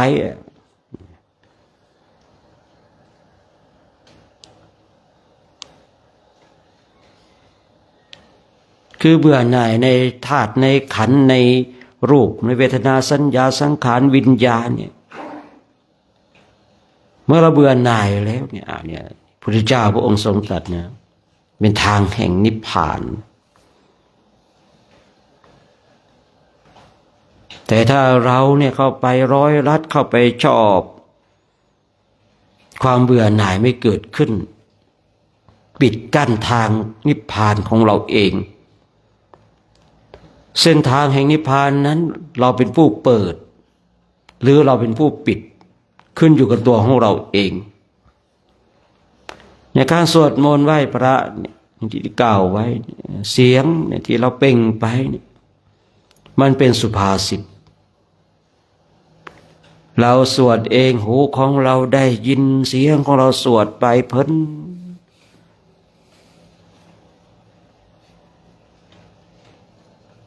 เมื่อเพลินสมาธิจิตก็เกิดขึ้นที่บอกว่าถามว่าถึงสมาธิมันก็มีสมาธินะถามถึงบุญก็เป็นบุญถ้าถามถึงมรรคผลนิพพานสวดเพื่อมรรคผลนิพพานเนี่ยก็ได้เหมือนกันเราไม่รู้หรอกว่าจิตของเรามันจะเต็มรอบตอนไหนมันไม่สามารถที่จะกฎเกณฑ์ตั้งกฎกติกาหรือก็ตั้งกฎเกณฑ์อะไรได้อย่างไรว่าคุณต้องสวดมนต์100จบคุณจึงจะได้บรรลุธรรมเนี่ยสมมุติให้ฟังนะมันไม่เป็นเช่นนั้นเราไม่สามารถรู้ได้ว่าเราเนี่ยฝึกฝนอบรมมันจิตมันจะเต็มรอบตอนไหนมันจะเต็มรอบในช่วงเช้าสายบ่ายค่ำนะมันจะเต็มรอบตอนที่เราเดินหรือยืนหรือนั่งหรือนอนเราก็ไม่รู้ได้นะเพราะว่าผมเองเนี่ยศึกษาในพระไตรปิฎกนะศึกษาการบรรลุธรรมของพระเถระก็แตกต่างกันออกไปถ้าเราได้ศึกษาในเรื่องของเถระคาถานะคาถาของพระเถระที่ได้บรรลุธรรมเป็นคาถาออกมาเรียกว่าเถระคาถาถ้าเป็นเถรีคาถาก็เป็นของภิกษุณีนะที่ได้บรรลุธรรมแล้วเปล่งคาถาออกมาคาถานี้ไม่ใช่เป็นตามความเข้าใจของคนทั้งหลายที่ขึ้นชื่อว่าคาถาอาคมไม่ใช่นะในคราวครั้งหนึ่งผมเคยมีอารมณ์แบบเล่นๆนิดหนึ่งวันหนึ่งโพสต์ว่าต่อไปนี้อาตมาภาพจะศึกษาคาถาคนทั้งหลายก็มาคอมเมนต์เป็นพระเป็นเจ้าไปศึกษาพวกมนต์ดำได้อย่างไรไปศึกษาไสยศาสตร์ได้อย่างไรเนี่ยเราก็รู้เลยอ๋อคนเหล่านี้เขาไม่ได้ศึกษาคำว่าคาถาในความหมายของนักบวชว่าเป็นเช่นไรถ้าคาถาในความหมายของคนบางคนอาจจะเป็นในเรื่องของมนต์ดำไสยศาสตร์แต่การที่พระเราเนี่ยคำว่าคาถาเนี่ยศึกษาคาถาเนี่ยถูกต้องแล้วนะศึกษาเทระคาถาเนี่ยที่เราสวดกันเนี่ยทุกบทจะมีคำว่าคาถาโยแม้แต่บทนะโมเองแม้แต่บทหลายๆเยอะเลยนะครับเกือบทุกบทขอประทานอภัยเกือบทุกบทเลยจะมีคำว่าคาถาอยู่ในนั้นตอนที่องค์นำกล่าวนำ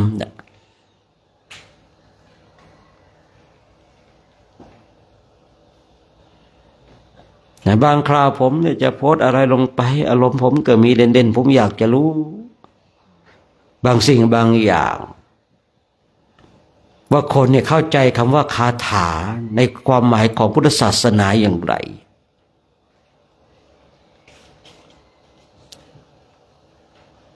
คนเข้าใจนะมีคน2 คน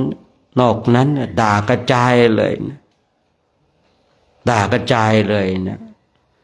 เป็นพระกินข้าวของชาวบ้านแล้วจะไปสวดไปศึกษาคาถาทำไมเป็นพระต้องเดินตรงกรมนั่งสมาธิอุ้ยแบบเอาแบบเสียหายเลยเนาะเราก็อ๋อสัตว์ที่มืดมนมีมากเหลือเกินสัตว์ที่มีในตาดีแต่ในตานั้นถูกบังด้วยอวิชชามีมากเหลือเกินสัตว์นั้นมีหูที่ได้ยินเสียงแต่หูนั้นเนี่ยไม่ฟังสิ่งที่มีประโยชน์ถึงแม้ว่าจะเป็นบุคคลที่มีสุตตะแต่สุตตะนั้นไม่ก่อให้เกิดประโยชน์เลย คือการได้ยินได้ฟังมากแต่ว่าการได้ยินได้ฟังนั้นไม่ก่อให้เกิดประโยชน์เลย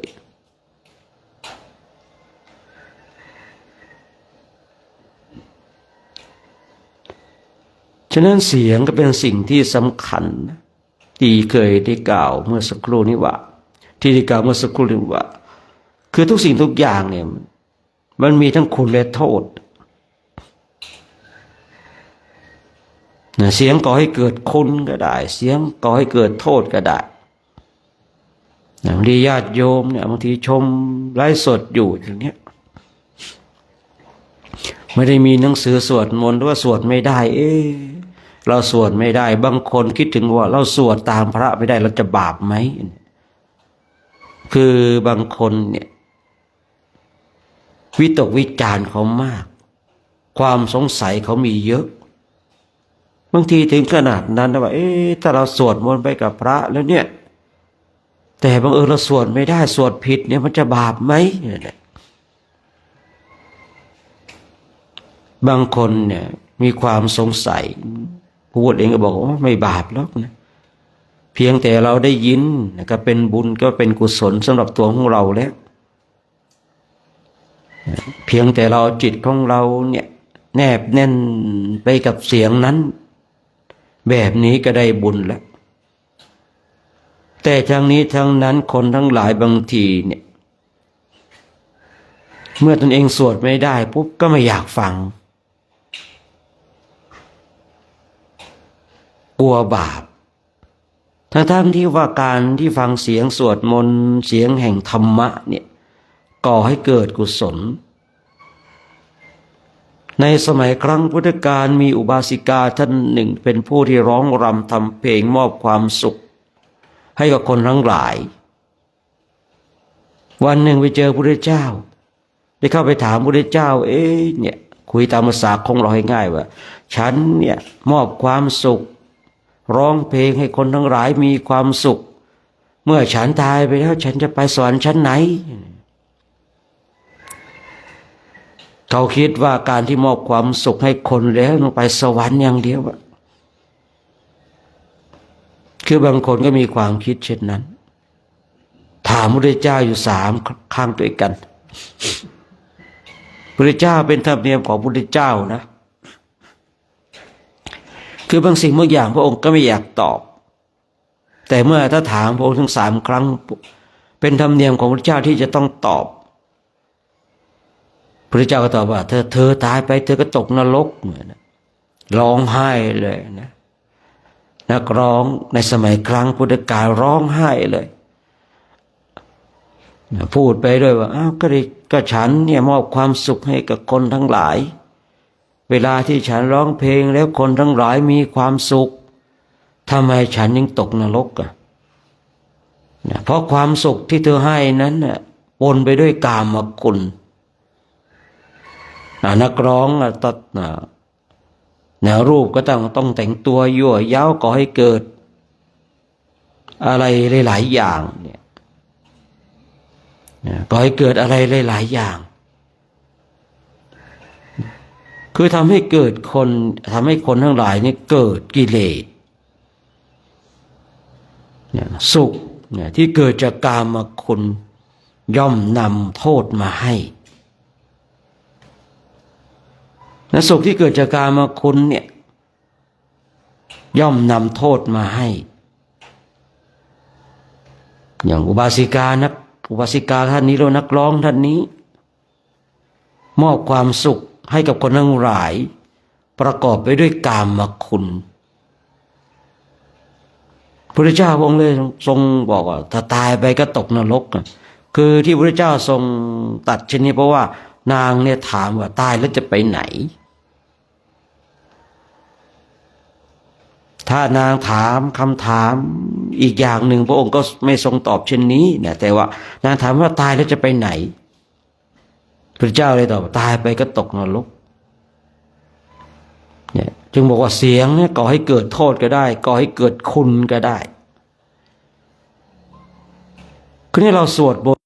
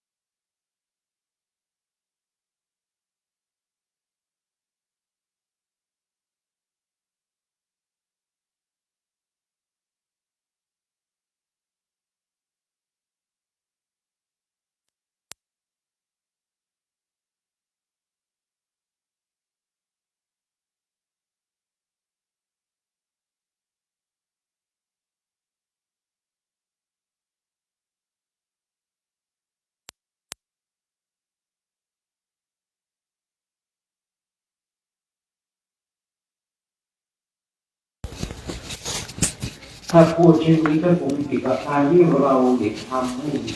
มันเป็นเพียรภาวนาให้รู้วาระจิตของคนอื่นมันง่ายกว่ารู้จักจิตตนเองนะ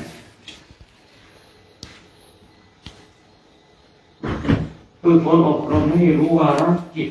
ของบุคคลอื่นเนี่ยมันยังง่ายกว่า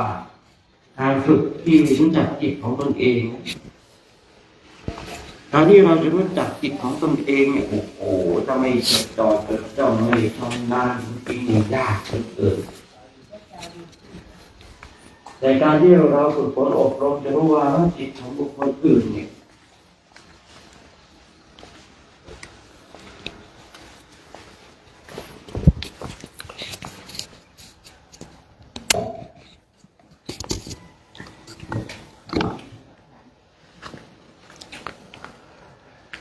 การที่เราจะฝึกฝนอบรมให้รู้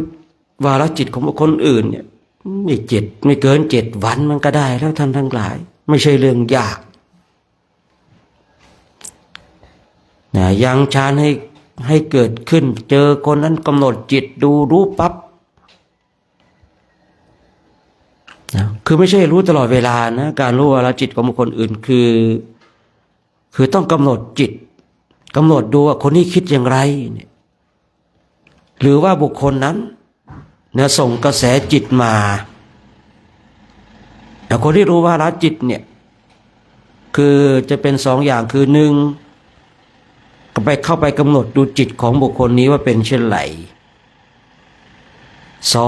2บุคคลนั้นส่งจิตมาเมื่อส่งจิตมาเหมือนจิตที่ส่งมาเนี่ยมากระทบกับจิตของบุคคลที่ฝึกจนได้รู้วาระจิต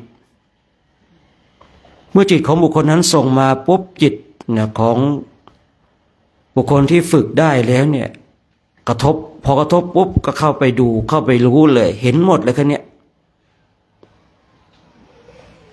ง่ายท่านทั้งหลายการที่เราจะฝึกให้รู้วาระจิตของบุคคลอื่นเนี่ย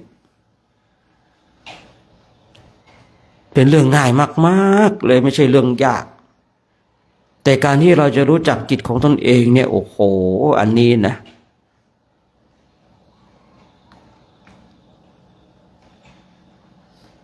ต้องต่อสู้กันพักใหญ่อะต้องต่อสู้กันพักใหญ่การที่เราฝึกฝนอบรมให้รู้วาระจิตของบุคคลอื่นเนี่ยอยู่กับการเดินจงกรมนั่งสมาธิยังฌาน4ให้เกิดขึ้นรักษาฌานนั้นเราเดินไปไหนอยากจะรู้วาระจิตของบุคคลนี้เกิดกำหนดจิตไปพอกำหนดจิตไปเนี่ยคือจิตที่ผมเคยคุยว่าทุกคนมันมีช่องว่างของจิตไอ้ช่องว่างนั่นแหละที่คนที่เขารู้วาระจิตกับเขาเข้าไปดูจิตเราอ่ะเขาเข้าไปในช่องว่างผมเคยบอกอุบายให้กับพระว่าเข้าหาครูบาอาจารย์เนี่ยกลัวที่ท่านรู้วาระจิตควรทำอย่างไรผมก็บอกว่าถ้ามีคำวงบริกรรมอยู่ตลอดเวลาท่านไม่สามารถจะเข้าไปกำหนดดูจิตของเราได้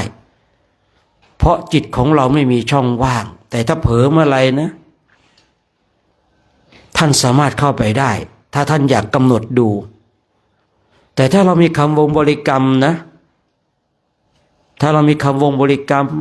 กำหนดจิตอยู่ตลอดเวลาเนี่ยแม้แต่พระอรหันต์ก็ไม่สามารถจะกำหนดจิตเราได้นะขอประทานอะไรแม้แต่พระอรหันต์ก็ไม่สามารถจะรู้จิตเราได้เพราะเราไม่มีช่องว่างให้ท่านเข้าไปดูนะแต่เราต้องเข้าใจนะเพียงแต่บางทีเนี่ยเราเข้าหาครูบาอาจารย์ไอ้ตอนที่เราเข้าหาเราก็กำหนดจิตดูจิตของเราอยู่กับคำวงบริกรรมของเราแต่เวลาท่านถามสมมติว่าเราเข้าไปหาท่านถามเราเผลอจิตนิดเดียวนะพอมีช่องว่างเส้นผมแบ่ง4ช่องว่างตรงนี้มันก็ยังกว้างไปเส้นผมของเราแบ่ง4นี่นะช่องว่างมันก็ยังกว้างไปสำหรับการที่ครูบาอาจารย์ที่จะเข้าไปดูจิตนะ นะแต่ถ้าว่าบุคคลหนึ่งบุคคลใดฝึกฝนอบรมจนชำนาญแล้วเนี่ยอยู่กับคำวงบริกรรมนะพระอรหันต์นะยกเว้นพระพุทธเจ้านะพระอรหันต์เนี่ยก็ไม่สามารถที่จะเข้ามากำหนดจิตดูจิตของเราได้ว่าเราคิดอย่างไรแต่พระพุทธเจ้าเนี่ยไม่มีอะไรจะปิดบังพระองค์ได้วิสัยของพระพุทธเจ้านั้นไม่มีสิ่งใดที่จะปิดปัญญาและญาณอย่างรู้ของพระองค์ได้ไม่มีสิ่งใดนะแต่พระอรหันต์เนี่ยยังมีขีดจำกัดอยู่พระอรหันต์ยังมีขีดจำกัดนะผมก็เลยเคยบอกบางทีสมัยก่อนที่บอกว่ากำหนดเข้าไปกำหนดเข้าไปเถอะท่านไม่รู้หรอกอย่าให้มีช่องว่างของจิตถ้ามีช่องว่างเมื่อไรเนี่ยท่านก็รู้เมื่อนั้นนะแต่ถ้าว่าเราส่งไปเนี่ยต้องบางทีครูบาอาจารย์ก็มีญาณอย่างรู้เนาะญาณอย่างรู้เนี่ยเดี๋ยววันนี้จะเข้าไปกราบนมัสการเนี่ยขอให้หลวงพ่ออยู่วัดหน่อยเถอะขอให้อาจารย์อยู่วัดหน่อยเถอะขอให้หลวงปู่อยู่วัดหน่อยเถอะเนี่ยส่งจิตไปแต่ถ้ากำลังจิตของเราที่ส่งไปแรงจนไปกระทบท่านก็กำหนดดูได้ว่าวันนี้ใครจะมาเนี่ยในสมัยก่อนก็เป็นเช่นนั้นที่ครูบาอาจารย์ที่เราเคยได้ยินท่านรู้ได้ยังไงว่าเราจะมาเนี่ยคือก็เป็นสองอย่างนะสองอย่างสองอย่างคือท่านก็เข้าสมาธิตรวจดูนะบางทีวันนี้จะมีใครมาหาบ้างอย่างเงี้ยสองกระแสจิตที่เราส่งไปนะมันแรงเหลือเกินเนี่ยนะมันแรงเหลือเกินไม่ใช่ว่าบุคคลที่รู้วาระจิตเราจะรู้ทุกคนนะคือรู้ได้โดยการกำหนดหรือว่าการที่เรานี่ส่งจิตไปถ้ารู้ตลอดเวลาเนี่ยคือพูดง่ายๆนะจิตหมดกำลังตายก่อนพอดีคือบางคนมีความเข้าใจว่าครูบาอาจารย์ที่รู้วาระจิตเนี่ยต้องรู้ทุกคนทุกอย่างเลยทุกเวลาเลยเปล่านะเปล่าแต่ท่านก็จะรู้ตอนที่ท่านจะกำหนดดูจิตลูกศิษย์ของท่านนี้เป็นอย่างไรมีความคิดอย่างไรนะหลงทำผิดอะไรยังไงเนี่ยก็จะมีอุบายสอนบอกกล่าวตักเตือนด้วยการที่เราไปอยู่กับครูบาอาจารย์ที่ท่านรู้วาระจิตนะฝึกสมาธิได้ดีมากเลยท่านทั้งหลายจิตของเราเนี่ยไม่กล้าส่งออกไปกลัวครูบาอาจารย์เขาจับได้แล้วก็จะมาตำหนิตีเตียนผมเห็นคุณตรงจุดนี้มากเลยนะเห็นคุณที่การที่เราไปอยู่กับครูบาอาจารย์รู้ว่าเราจิตนะมันไม่กล้าส่งจิตออกนอกจิตของปุถุชนมันชอบคิดดีบ้างไม่ดีบ้างนะไปบิณฑบาตอย่างเงี้ยไปเห็นสาวสวยๆแล้วอยากได้เขามาเป็นเมียอย่างเงี้ยนะพอกลับมาถึงวัดเนี่ยครูบาอาจารย์ก็โอ้ยกินข้าวเขาไม่พอยังอักตันยูอยากจะได้เขาเป็นเมียอีกอย่างเงี้ยนะโอ้ท่านทั้งหลายจิตของปุถุชนนะบางทีมันมีทั้งคิดดีและไม่ดีผมเลยเห็นคุณกับการที่อยู่กับครูบาอาจารย์ที่รู้วาระจิตนะมันทำให้เราเนี่ยเป็นผู้ที่แบบตั้งมั่นไม่กล้าส่งจิตออกไปเหลวไหลเดี๋ยวครูบาอาจารย์จับได้เดี๋ยวครูบาอาจารย์จับได้แล้วไม่ได้มาเรียกมาคุย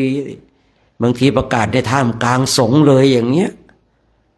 ท่ามกลางสงฆ์ไม่พอนะบางทียังมีญาติโยมมาเต็มศาลาอีกอย่างเงี้ยโอ้โหเราคิดดูจะเป็นอย่างไรเนาะไปเห็นสาวสวยๆเนี่ยเอาเขากลับมาวัดด้วยอย่างเนี้ยนะไม่ได้เอากลับมาทั้งตัวนะเอากลับมาทั้งด้านจิตใจครูบาอาจารย์รู้ครูบาอาจารย์ก็โน่นเขาอยู่บ้านโน่นดันกลับเอาเข้ามาในกุฏิเนี่ย มันเลยทำให้เราเป็นผู้ที่สำรวมโดยอัตโนมัติ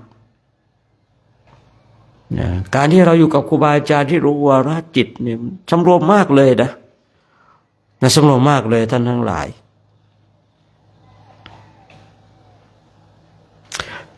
ทั้งนี้ทั้งนั้นอย่างที่ได้กล่าวไว้นะ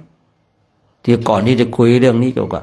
การที่เรารู้วาระจิตของบุคคลอื่น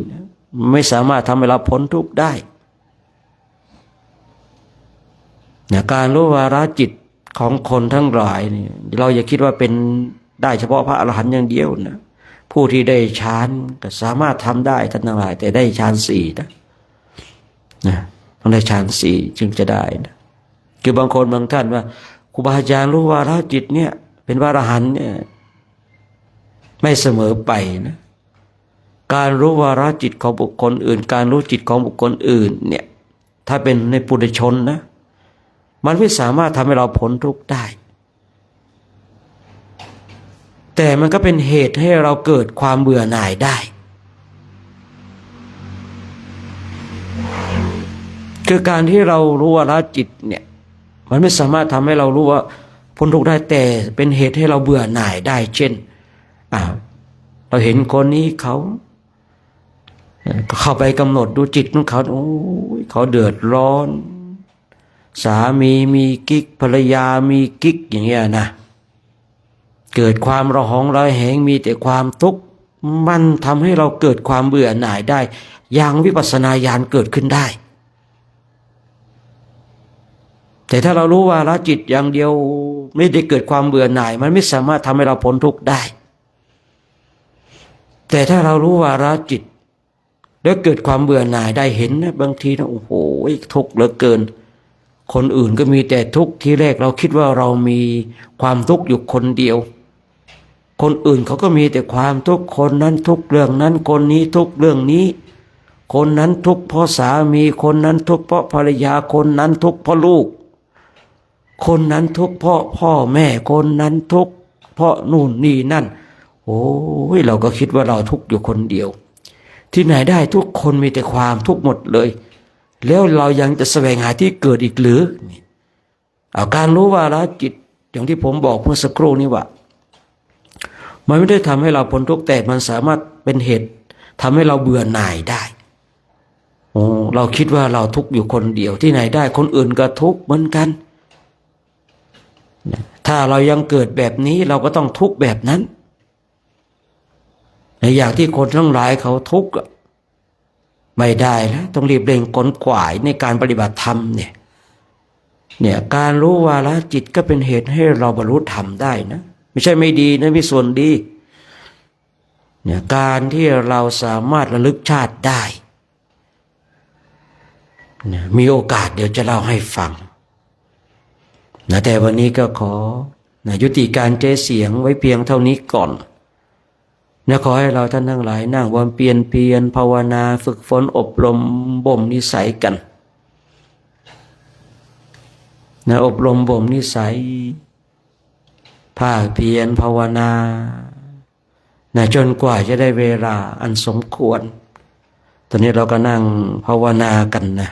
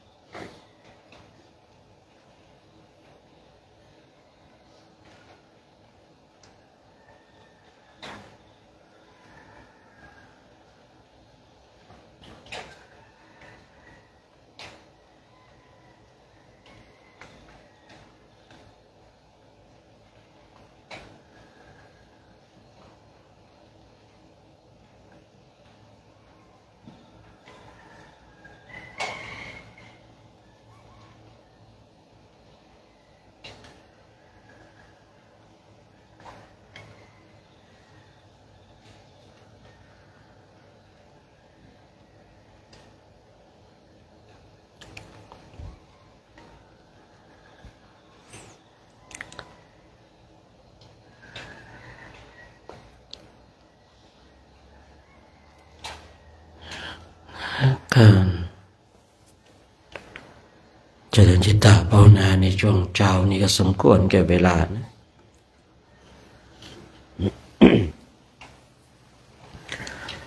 ที่เราท่านทั้งหลายทำความสึกตัวตัวพร้อมน้อมจิตน้อมใจจิตที่เป็นบุญเป็นกุศลเราจะได้ร่วมกันแผ่เมตตาให้กับสรรพสัตว์ทั้งหลายที่เป็นเพื่อนทุกข์เกิดแก่เจ็บตายของเราสัตว์ใดที่มีความทุกข์ขอให้พ้นจากทุกข์สัตว์ใดที่มีความสุขนะขอให้สุขยิ่งขึ้นไปนะ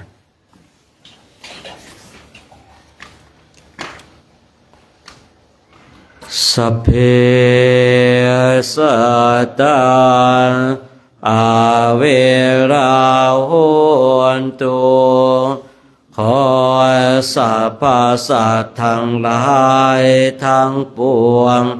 ที่เป็นเพื่อนทุกข์เกิดแก่เจ็บตาย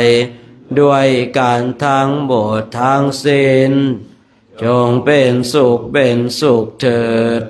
อย่าได้มีเวรต่อกันและกันเลยอาภยาปัชชาโหนตุจงเป็นสุขเถิดอย่าได้บาดเบียนซึ่งกันและกันเลยอานิคาโหนตุจงเป็นสุขเถิดอย่าได้ความทุกข์กายทุกข์ใจเลยโสขิอัตานังปริหะรันตุจงมีความสุขกายสุขใจรักษาตนให้รอดพ้นจากทุกโทษเวรภัยอันตรายทั้งปวงจงทุกทั่วหน้าเถิดกาตังปุญญาภารังไมหังสาเปตุเตขอสัพพสัตว์ทั้งหลายทั้งปวงเหล่านั้นจงเป็นผู้มีส่วนได้เสวยผลบุญที่ข้าพเจ้าทั้งหลายได้บำเพ็ญแล้วนี่เธอ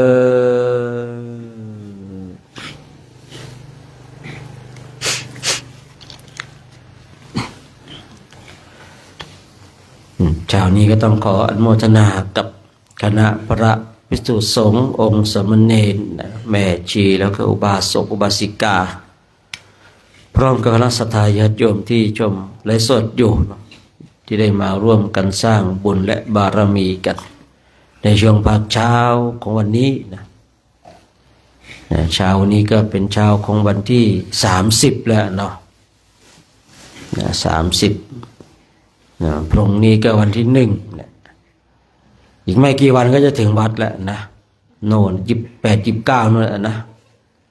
ไม่กี่วันแล้วใกล้แล้วนะเหลือไม่เท่าเก่าแล้วนะใกล้แล้วนะเหลือไม่เท่าเก่าแล้วอีก20 กว่าวันนะกายอยู่นี่ใจอยู่วัดแล้วไม่ใช่ท่านทั้งหลายนะผม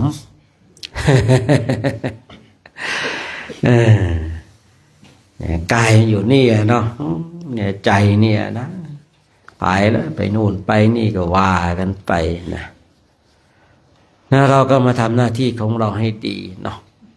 ตั้งจิตไว้เดี๋ยวเราจะไปกราบสังเวชนียสถานทั้ง4เนี่ยผมเชื่อว่าเราไปทัวร์เนี่ยคือในยุคปัจจุบันเนี่ยมันหาเงินไปได้ง่ายครับผมหาเงินไปได้ง่ายแต่ว่าไปทัวร์เนี่ยไม่ใช่ว่าไปทัวร์ไม่ดีนะดีนะแต่ก็ได้ไปเพียง9 วัน10 วันหมดกันไป30,000 40,000นะแต่ถ้าเราไปเดินงั้นโอ้เดินไปด้วยภาวนาไปด้วยนะกว่าจะถึงในแต่ละจุดเนี่ยนะบางสถานที่ห่างกันถึง200 โลอย่างเงี้ยเราก็เดินไปภาวนาไปพอไปถึงจุดสำคัญเช่นสถานที่พระพุทธเจ้าปวงพระชนมยุสังขารอย่างเงี้ยเดินไปถึงเราภาวนาไปด้วยนะจิตของเราก็สงบผมเองเคยไปทัวร์ครั้งเดียว นะครั้งปีอะไรจำไม่ได้แล้วไปทัวร์นะไปแล้วนะไปเนี่ยไปต้นโพนะเดี๋ยววันนี้เราจะเข้ากราบต้นพระศรีมหาโพธิ์นะครับต้นนี้เป็นต้นที่นานๆไปนั่นนะครับตัวนี้ท่านเซอร์คันนี่แฮมใช่อยู่เนาะฮะไม่ใช่นี่ใครปลูกวะเนี่ยต้นนี้ฮะใครปลูกไว้ฮะลืมไปแล้วเนี่ยใครปลูกต้นนี้ใช่ท่านเซอร์หรือเปล่าฮะว่าแล้วมันจะไปมรรคผลนิพพานละสัญญากันหมดเลยนะเนี่ยละสัญญากันหมดมันหายไปนะนี่จริงก็คุยบ่อยๆอยู่นะเนี่ยบางทีมันหายไปเลยกับสัญญาครับ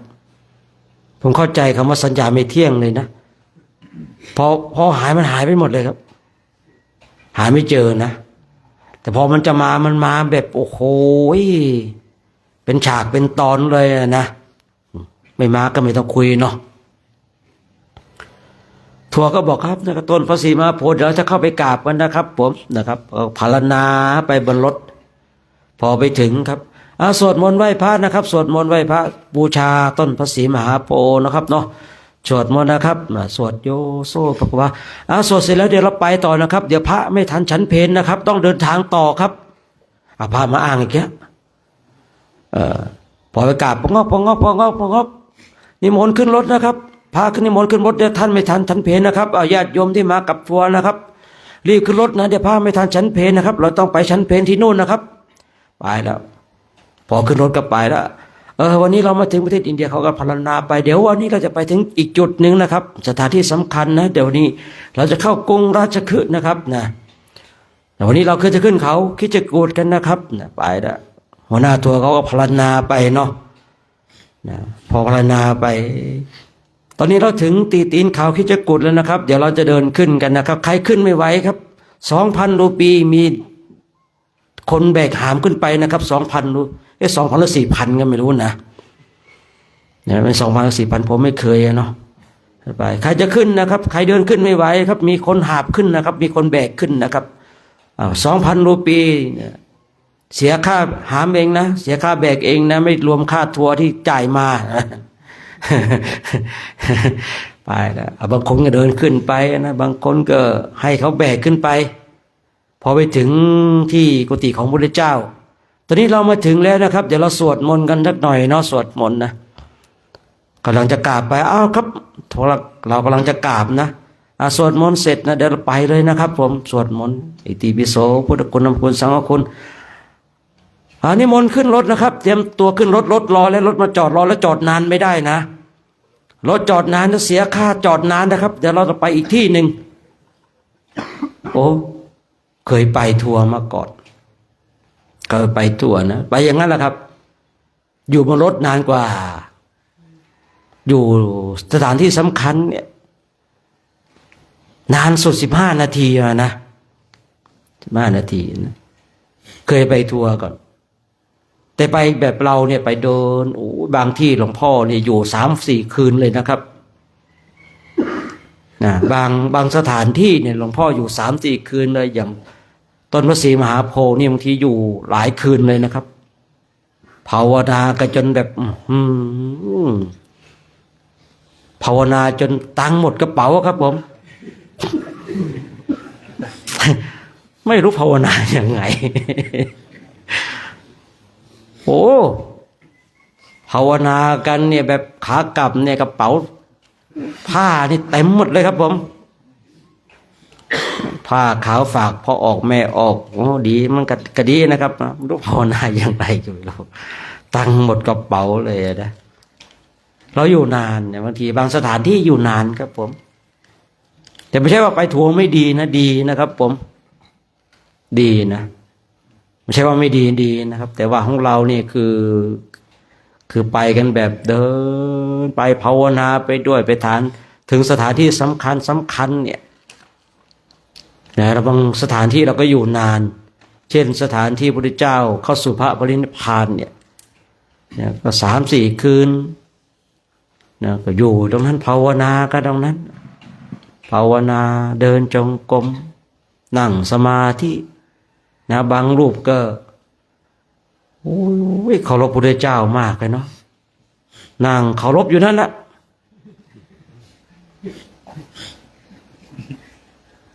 นั่งเคารพก็ดีนั่งเคารพนะอยู่ของเราเดินภาวนากันเนี่ยผมจะเชื่อว่าบางทีเนี่ยการที่เราจะหาปัจจัยไปกราบสังเวชนียฐานทั้ง4ยุคปัจจุบันไม่ใช่เรื่องยากครับแต่การที่เราจะไปเดินแบบเนี้ยมันเป็นเรื่องยากนะจะไปรูปเดียววันแมนโชว์นี่ไม่ได้หรอกครับผมนะ5 รูปหรือว่า10 รูปเนี่ยก็ไม่ค่อยปลอดภัยนะครับแต่ก็พอที่จะเดินได้นะแต่อย่างคณะของเราเนี่ยไปกันแบบเนี้ยสบายแต่ก็ไม่ใช่สบายจนประมาทนะบางปีเราต้องวางยามไว้ตลอดทั้งคืนนะบางปีนะบางสถานที่เนี่ยในบางสถานที่ต้องวางพระยามไว้นะไฟห้ามดับนะเพราะว่าถ้าว่าจากการสังเกตการณ์ถ้าเราไปถึงเด็กมันมาก่อนนะเด็กกันมาวิ่งเล่นมาดูเจ้าเด็กกับผู้หญิงมานะมีผู้หญิงมานุ่งน้อยห่มน้อยมาปกติเขานุ่งน้อยอยู่แล้วเนาะโชว์พุงใหญ่ๆเดินกระพุ้งปุ๊กมานะมายืนโชว์พุงแตกรายงานให้พระดูนะไม่อยากดูแต่ก็ต้องดูครับไม่อยากเห็นแต่ก็ต้องเห็นครับผมมันตามใจอะเนาะตามใจนะถ้าไปถึงปุ๊บเด็กมาก่อนเด็กกับผู้หญิงมาถ้าผู้หญิงมาแล้วถ้าผู้ชายมากันหลายๆมายืนกอดอกมาพ่นหมักแล้วก็พ่นหมักอันนั้นละต้องระวังให้ดีแล้วสถานการณ์แบบนี้ไม่น่าไว้ใจจากที่ผมไปสืบมาดูนะครับว่าเขาเริ่มจะวางแผนแล้วแต่ถ้าว่าเด็กผู้หญิงผู้ชายมาพร้อมกันแบบนี้ไม่น่าห่วงเขาว่างั้นนะแต่ถ้าเด็กส่งเด็กมาก่อนผู้หญิงตามมาแล้วก็ผู้ชายนะอย่างนั้นต้องวางยามไว้ทั้งคืนเลยครับผมปีแรกจำได้นะปีแรกจำได้นะครับพระท่านก็เปิดเต็นท์อย่างเราเนี่ยนะท่านนั่งเย็บผ้านั่งเย็บผ้าเด็กมันมาเงยหน้ามองดูเด็กคว้าไปหมดเลยครับทั้งได้ทั้งเข็มครับทั้งได้ทั้งเข็มเลยนะครับเอาไปกับมือเลยนะต่อหน้าเลยนะครับผมต่อหน้าไม่ใช่รับหลังนะไอ้แบบต่อหน้าเนี่ยหมอสกลเราคนนึงเนี่ยไปปีแรกจะเล่าสักหน่อยนึงชาร์จโทรศัพท์พอเสียบเนาะเสียบจึ๊บไฟเข้าวางครับวางหันหลังครับหันหลังไปกลับมาอีกทีหาย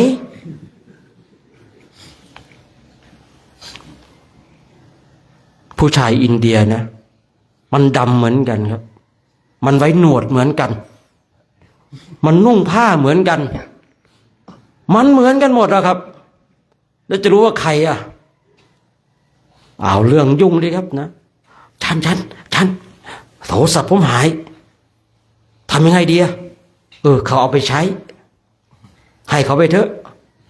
จะทำยังไงได้นะหน้าเสียมาเลยเนาะโทรศัพท์หายคุณจะไปชาร์จสุ่ม4สุ่ม5นะมีอยู่อีกท่านหนึ่งเนี่ยจะโม้เกินไปเลยเนาะโม้มากก็ไม่ดีไม่โม้เลยก็ไม่ดีเนาะไหนๆก็คุยนะวัยรุ่นขับรถนะเราเดินกันนะตั้ง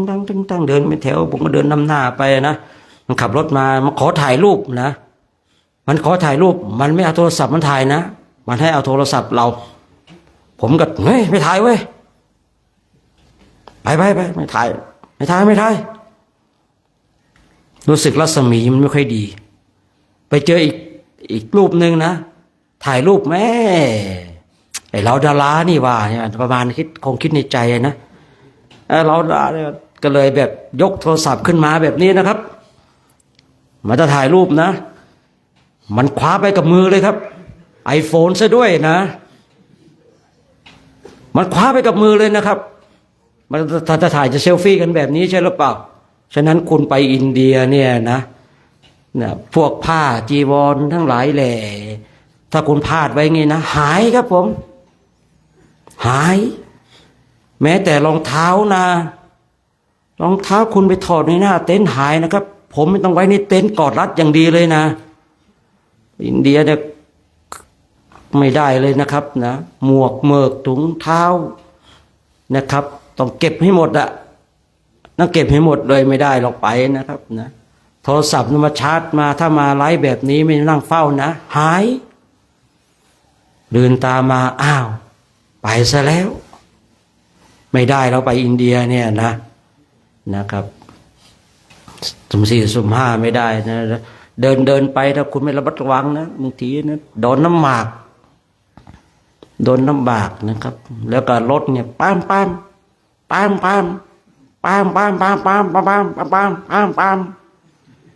ดังอยู่อย่างนั้นแหละครับ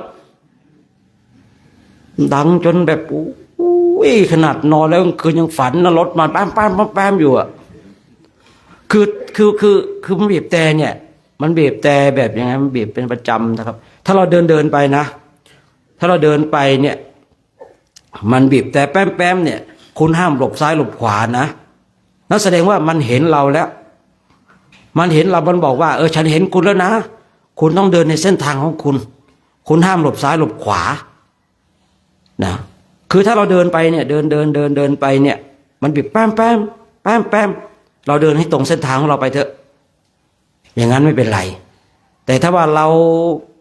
ได้ยินเสียงแป๊มเราหลบนะครับ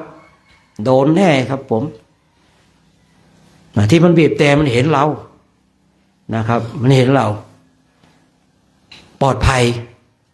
เดี๋ยวเราจะไปแบบมองด้านเดียวไม่ได้นะไปอินเดียเนี่ยจะข้ามถนนเนี่ยต้องมองซ้ายมองขวามองทั้งสองด้านเพราะว่ามันแล้วแต่อารมณ์ครับไม่มีเลนที่มาตรฐานมันอยากจะไปทางซ้ายกับไปไม่อยากจะไปทางขวากับไปไม่มีมาตรฐานในการขับรถซ้ายขวาเลนซ้ายเลนขวาจะไปยังไงก็ได้นะครับไปเจอข้างทางกลางทางมันจอดคุยกันนะครับอีก2 คันนะมันจอดคุยกันนะอีกคันหนึ่งมันจะไปทางเหนืออีกคันหนึ่งจะไปทางใต้มาเจอกันเพื่อนกันมาจอดคุยกันกลางทางเลยนะครับไม่ใช่ข้างทางนะกลางทางเลยนะครับผมข้างหลังมันรถก็ติดมันก็บีบแป๊มไอ้ฝั่งนี้ก็ติดแป๊มไอ้2 คนนี้ก็คุยกันไอ้ข้างหลังก็แป๊มอีกฝั่งนึงก็แป๊มไอ้2 คนก็คุยกันเคี้ยวหมากไปด้วยคุยเสร็จก็บีบปิ๊บพ่นน้ำหมากไปคุยเสร็จก็ไปต่อมันไม่ด่ามันก็พังบ้านเรานะฉะนั้นก็ฝากไว้เนาะฝากไว้นะไปถึงอินเดียแล้วเนี่ยนะไปไกลแล้วนะมันไปอินเดียแล้วมันดีนะวันนี้ก็ต้องขอโมทนาเนาะโมทนากับเราท่านทั้งหลายกันได้มาร่วมโดยช่วยกันทำวัดสวดมนต์เจริญจิตตภาวนาเนาะทางคณะพระภิกษุสงฆ์องค์สมณเณรแล้วก็แม่ชีอุบาสกวสิกาพร้อมกับคณะสัตยาติโยมที่ชมได้สดอยู่เนาะวันนี้ก็ขออ้างอิงคุณพระศรีรัตนตรัยเนาะจงปกปักรักษาให้เราท่านทั้งหลายจงมีความสุขเนาะมีความสงบมีความร่มเย็นคิดสิ่งอุปการใดที่เป็นไปในชอบประกอบในธรรมแล้วก็ขอให้สิ่งนั้นจงสำเร็จด้วยเธอวันนี้บิณฑบาตครับให้พรหรือยังล่ะได้พรเจ้าภาพเขาไปหรือยังจะภาพกลับไปหรือยังกลับไปแล้วก็ไม่ต้องให้แล้วเราเนาะ ถ้าเจ้าภาพยังอยู่ก็ให้อยู่เนาะเพราะว่าพระเขารับกันแล้ววันนี้เราออกรับบิณฑบาตไปสายเดียวเนาะไปทั้งหมดสายเดียวเลยนะเอาสัก 6:45ตั้งแถวเนาะ6:45ตั้งแถวเสร็จนะก็ไปเลยเนาะก็ก็ไปบิณฑบาตเนาะไม่ใช่ไปเลยเนาะเดี๋ยวก็ผมผิดอีกแล้วนะ6:45ก็ตั้งแถวแล้วก็ตั้งแถวเสร็จก็ออกรับบิณฑบาตเลยก็ดูรถนะพระเจ้าหน้าที่ก็ไปดูใครจะไปบิณฑบาตก็นิมนต์นะมีใครไปไม่ไหวไหมพระฮะหลวงตาไม่ไปเนาะ1 รูปเนาะใครไปไม่ไหวอีกฮะอาจารย์เอกนะไม่ไหวถ้าใครไม่ไหวก็ไม่ไปไม่เป็นไรเนาะเพราะว่าเราไปเส้นเดียวสายเดียวเนาะ3-4 รูปเนาะนะ3-4 รูปเนาะไม่ไปก็ไม่เป็นไรเนาะเนี่ยครับเดี๋ยวเรากราบพระพร้อมกันทางนั้นนะ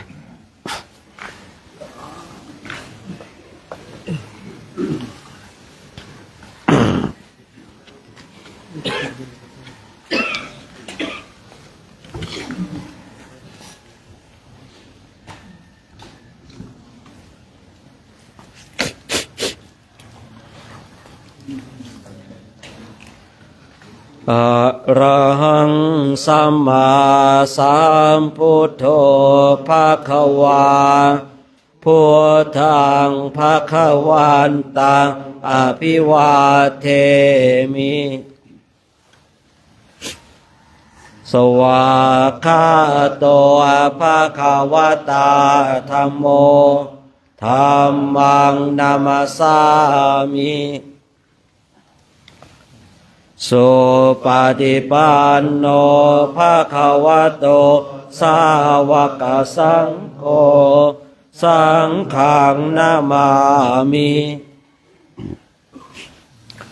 มหาตาปิโตโคนังอะหังวันทามิคุโรอุปชาอาจาริยะคุณังอะหังวันทามิ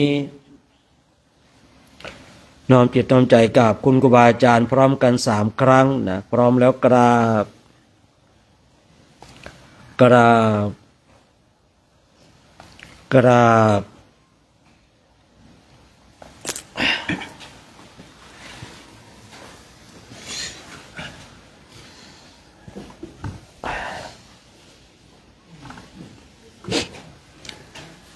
ระภิกษุสงฆ์พร้อมใจกันกราบพระอาจารย์โชคชัยพร้อมกันอีก3 ครั้งพร้อมกันแล้วกราบสาธุนะกราบสาธุสามเณรญาติโยมแม่ชีพร้อมแล้วกราบ